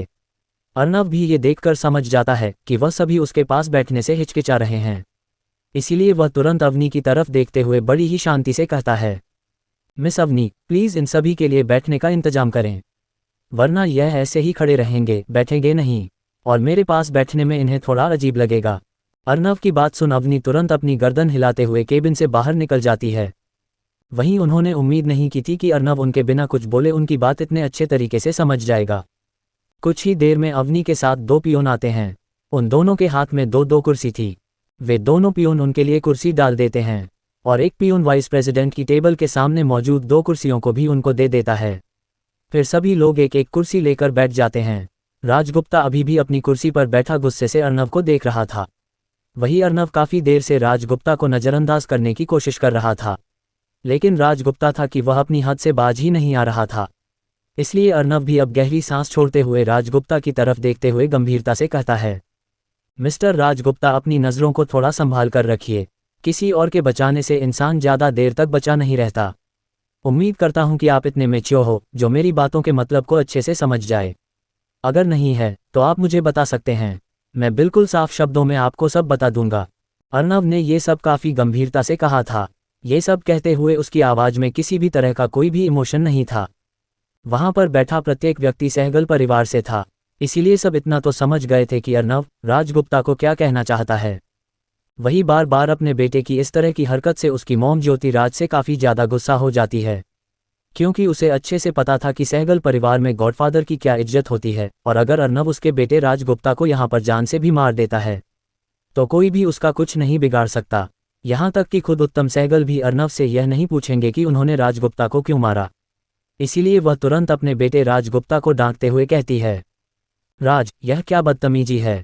क्या तुम्हें पता नहीं है अपने से बड़े के साथ किस तरह से व्यवहार करना चाहिए। सिर्फ तुम्हारी उम्र ही बड़ी है, तुम्हारा दिमाग अभी भी बच्चों के जैसा ही है। कहने को तो तुम 23 साल के हो, लेकिन तुम्हारी हरकत देखकर कोई भी बता सकता है कि तुम इस समय किसी छोटे बच्चों की तरह जिद कर रहे हो। अगर यहाँ पर तुम्हारे मामा जी या फिर नाना जी होते ना तुम्हें अच्छा सबक सिखाते। तुम्हें इतना पता होना चाहिए कि हमारे सामने गॉडफादर बैठे हुए हैं, और तुम ऐसी हरकत करके उन्हें के सामने मेरी नाक कटा रहे हो। वह क्या सोचेंगे मैंने तुम्हारी किस तरह से परवरिश की है। अगर यहाँ पर अपनी नज़रें नीचे करके नहीं बैठ सकते तो केबिन से बाहर जा सकते हो। अचानक से अपनी मॉम ज्योति के द्वारा डांटे जाने की वजह से राजगुप्ता काफ़ी ज़्यादा हैरान हो जाता है, क्योंकि आज तक उसकी मॉम ने उसे कभी भी इतना ज़्यादा नहीं सुनाया था। लेकिन उसे पता था कि वह इस समय इस तरह की कंडीशन में नहीं है कि वह किसी से कुछ कह सके। लेकिन उसे यही लग रहा था कि अर्नव की वजह से ही उसकी मम्मी ने उसे इतना सुनाया है। इसीलिए वह अपने दोनों हाथों की मुट्ठी कसकर बंद कर लेता है और अपनी आंखों को छोटा करते हुए अर्नव को तिरछी निगाहों से देखता है। वह इस समय काफ़ी ज़्यादा गुस्से में था, लेकिन वह ये किसी को दिखा नहीं सकता था। गुस्से की वजह से उसने अपनी जाड़ पीस रखी थी। अर्नव भी उसके गुस्से को महसूस कर पा रहा था, लेकिन वह उसे बिल्कुल पूरी तरह से नज़रअंदाज कर देता है।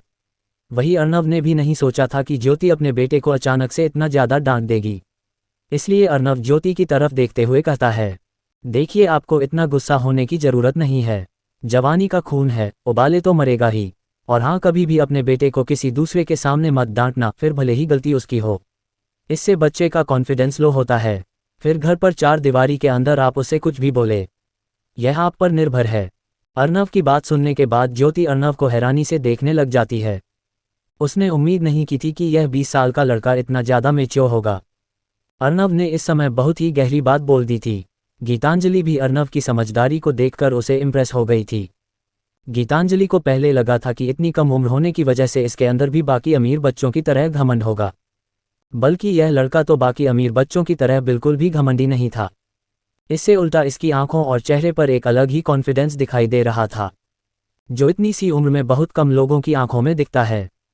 गीतांजलि ने गॉडफादर जय सिंह को अपने जीवन में सिर्फ एक बार ही देखा था, और उस समय गॉडफादर जय सिंह के साथ एक 6 साल का बच्चा भी आया था।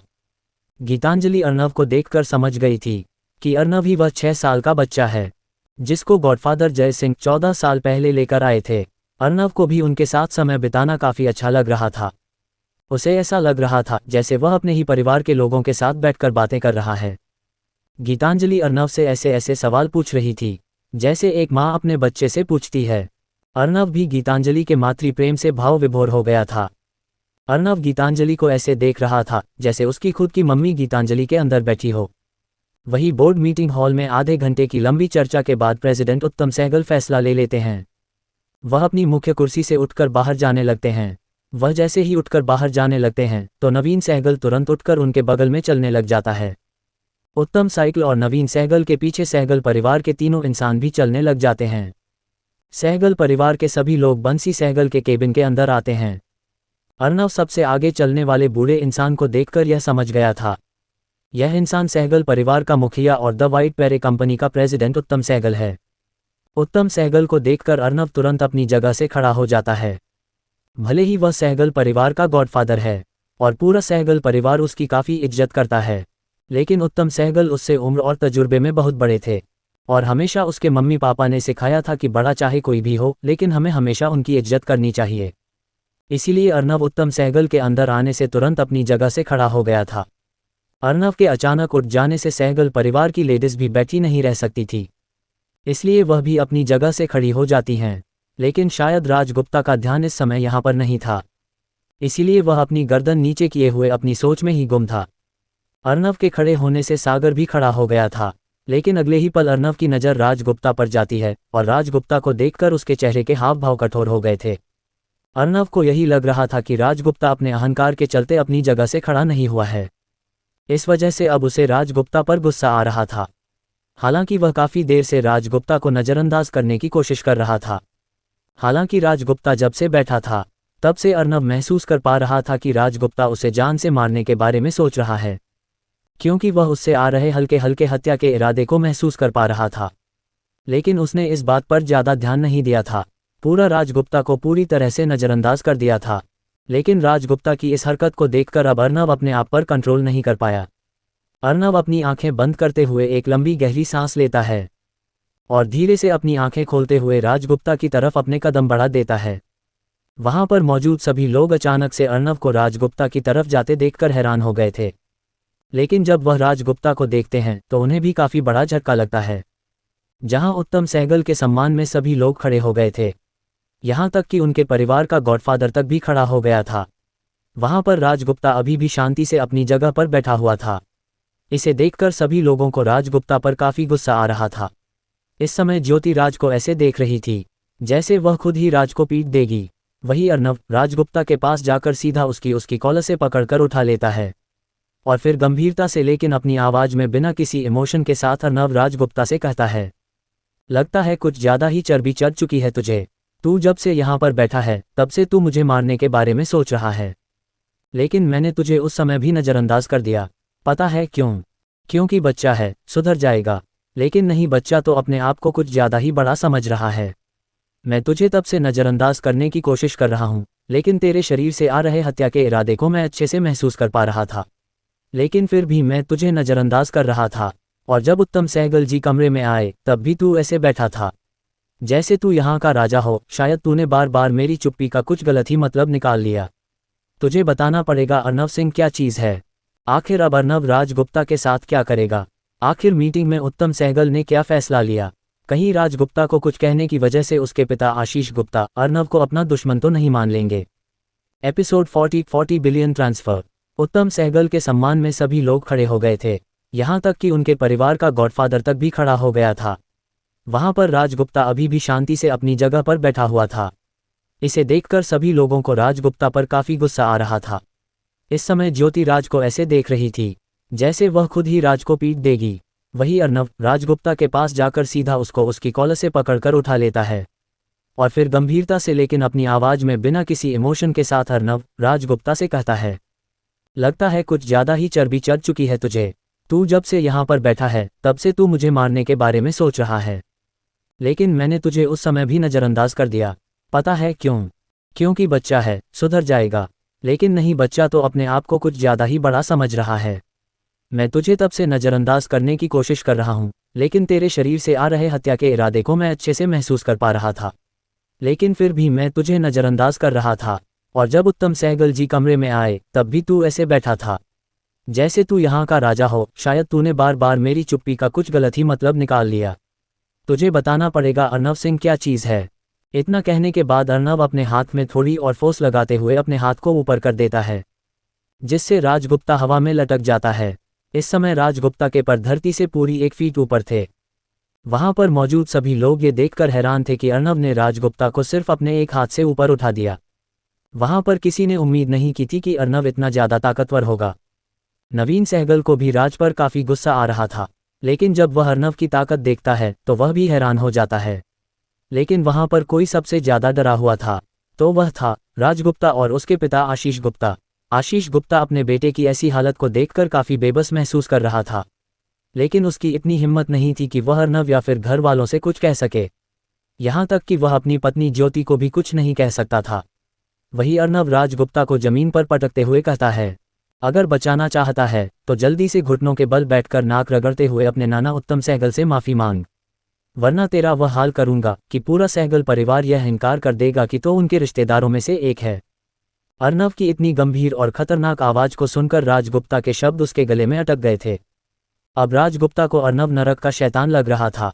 उसने भी उम्मीद नहीं की थी कि सामने मौजूद ये 20 साल का लड़का इतना ज्यादा ताकतवर होगा, और लेकिन शायद उसने यहीं पर ही गलती कर दी, सामने वाले को कमजोर समझकर। इस समय उसे अर्नव से काफी ज्यादा डर लग रहा था, जिस वजह से उसकी टांगें कांप गई थी। राजगुप्ता को पता चल गया था कि जैसा अर्नव ने कहा है, अगर उसने वैसा नहीं किया तो अब की बार अर्नव हाथ भी उठा सकता है। इसीलिए वह तुरंत अपने घुटनों पर आ जाता है और उत्तम सहगल के पास जाता है और रोते हुए कहता है, नाना जी प्लीज मुझे माफ कर दीजिए, मुझे नहीं पता था कि आप आ चुके हैं।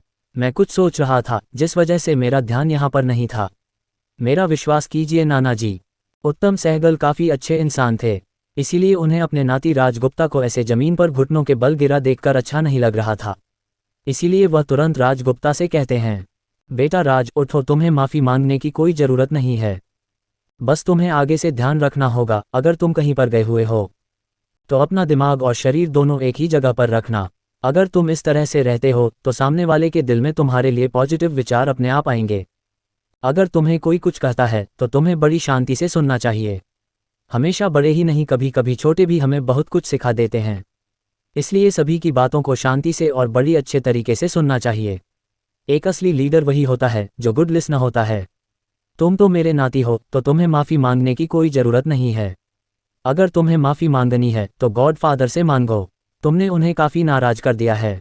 अपने नाना उत्तम सहगल की बात सुन राजगुप्ता तुरंत अपनी गर्दन हिलाता है और तुरंत अर्नव की तरफ मुड़ता है, लेकिन अर्नव तुरंत राजगुप्ता को रोकते हुए कहता है, मुझसे माफ़ी मांगने की कोई ज़रूरत नहीं है। जब तुम्हें उत्तम सहगल जी ने माफ़ कर दिया है तो तुम्हारा मुझसे माफ़ी मांगने का कोई हक नहीं है। तुम शांति से अपनी जगह बैठ सकते हो। अर्नव की बात सुनने के बाद राजगुप्ता एक राहत की सांस लेता है। वही अपनी बात कहने के बाद अर्नव एक बार दोबारा से उत्तम सहगल को देखता है और फिर उनके पास जाकर झुककर उनके पैर छूता है। वहां पर मौजूद सभी लोग ये देखकर काफ़ी ज़्यादा हैरान थे, यहाँ तक कि उत्तम सहगल भी काफ़ी ज़्यादा हैरान हो गए थे। वह जल्द से अपने पैर पीछे करना चाहते थे, लेकिन तब तक अर्नव के हाथ उनके पैरों को छू गए थे।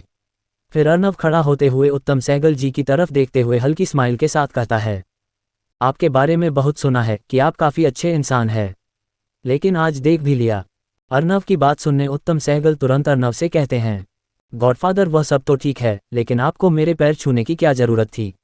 आप रुतबे और पोजीशन में मुझसे काफ़ी बड़े हैं, इस हिसाब से तुम मुझे आपके पैर छूने चाहिए। आपने मेरे पैर छूकर अपने इस दास को बहुत बड़े संकट में डाल दिया है।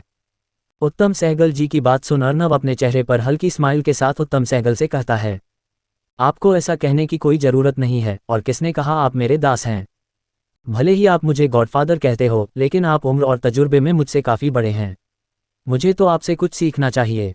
हालांकि मुझे ये तो नहीं पता कि आपका और मेरे दादाजी के बीच किस तरह का रिश्ता है, लेकिन आप मेरे दादाजी की उम्र के हैं, उस हिसाब से मुझे आपके पैर छूने में दिक्कत नहीं होनी चाहिए। और वैसे भी हमारी संस्कृति में यही सिखाया गया है कि इंसान बड़ा हो या छोटा, अगर वह आपसे ज़्यादा बड़ी उम्र का है तो उसके पैर छूने चाहिए, और वही मैं यहाँ पर किया है। आपको इतना परेशान होने की ज़रूरत नहीं है। अर्नव की बात सुन वहां पर मौजूद सभी लोगों की आंखों में अर्नव के लिए एक सम्मान नजर आ रहा था। लेकिन वहां पर दो व्यक्ति ऐसे भी थे जो अर्नव को इस समय काफी गुस्से में देख रहे थे, और वह दोनों व्यक्ति थे आशीष गुप्ता और राज गुप्ता। हालांकि अर्नव को पता था कि दो व्यक्ति उसे गुस्से से घूर रहे हैं, लेकिन वह उन्हें नज़रअंदाज करता है। और उसके बाद अर्नव उत्तम सहगल और सभी लोगों को बैठने की कहता है और खुद भी एक सोफे पर जाकर बैठ जाता है।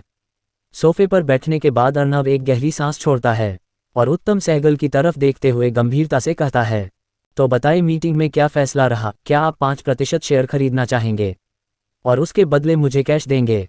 अर्नव की बात सुनने के बाद उत्तम सहगल के चेहरे पर हल्की निराशा नजर आ रही थी। उन्हें देखकर साफ पता चल रहा है कि फैसला उनके पक्ष में नहीं हुआ है, इसीलिए वह थोड़े नाराज थे।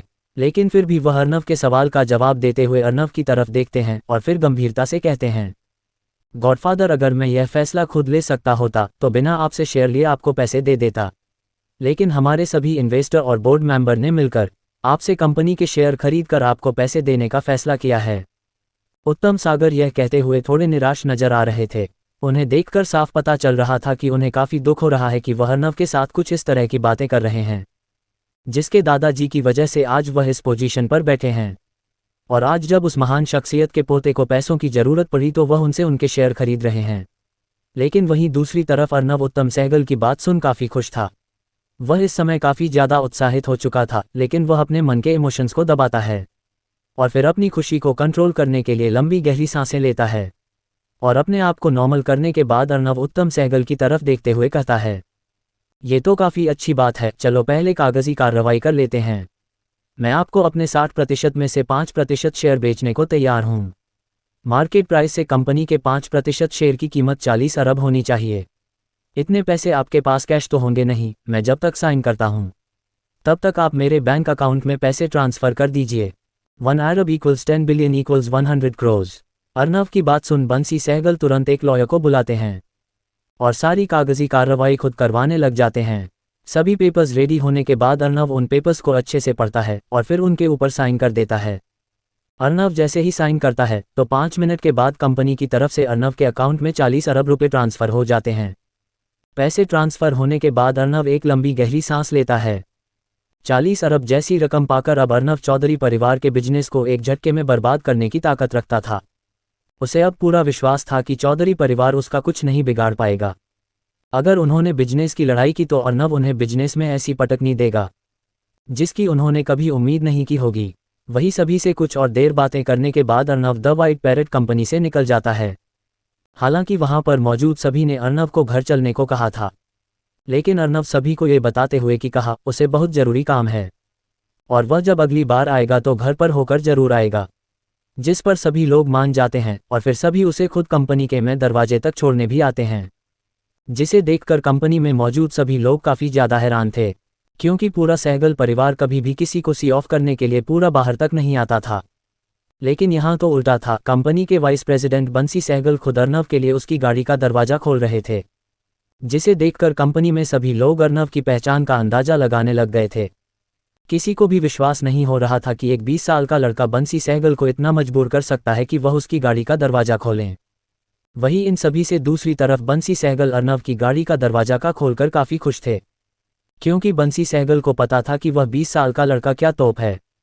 उसने अपने दादाजी के मुंह से बहुत बार सुना था कि गॉडफादर जय सिंह एक बहुत ही खतरनाक फाइटर थे और उनके पास इतनी संपत्ति थी जिसका आकलन करना काफी मुश्किल था। वहीं गाड़ी में बैठा अर्नव उत्तम सहगल की बातों के बारे में सोच रहा था। उत्तम सहगल ने उससे कहा था कि उसे इंडियन नेशनल बैंक के साथ साथ सिटी बैंक में भी अपना खाता खुलवा लेना चाहिए। उत्तम सहगल की इस बात पर विचार करते हुए अर्नव अपना फोन निकालकर सिटी बैंक के बारे में जानकारी लेने लग जाता है। अर्नव ये देखकर हैरान था कि सिटी बैंक में मिनिमम एसेट $5 मिलियन होनी चाहिए, जो लगभग 42 करोड़ के आसपास होती है। अरुण ये देखकर हैरान था कि इस बैंक में मंथली फी एक पैसा भी नहीं लगती। इस बैंक के बारे में और जानकारी पढ़ने के बाद अर्नव फैसला लेता है कि वह भी इस बैंक में अपना एक खाता खुलवाएगा।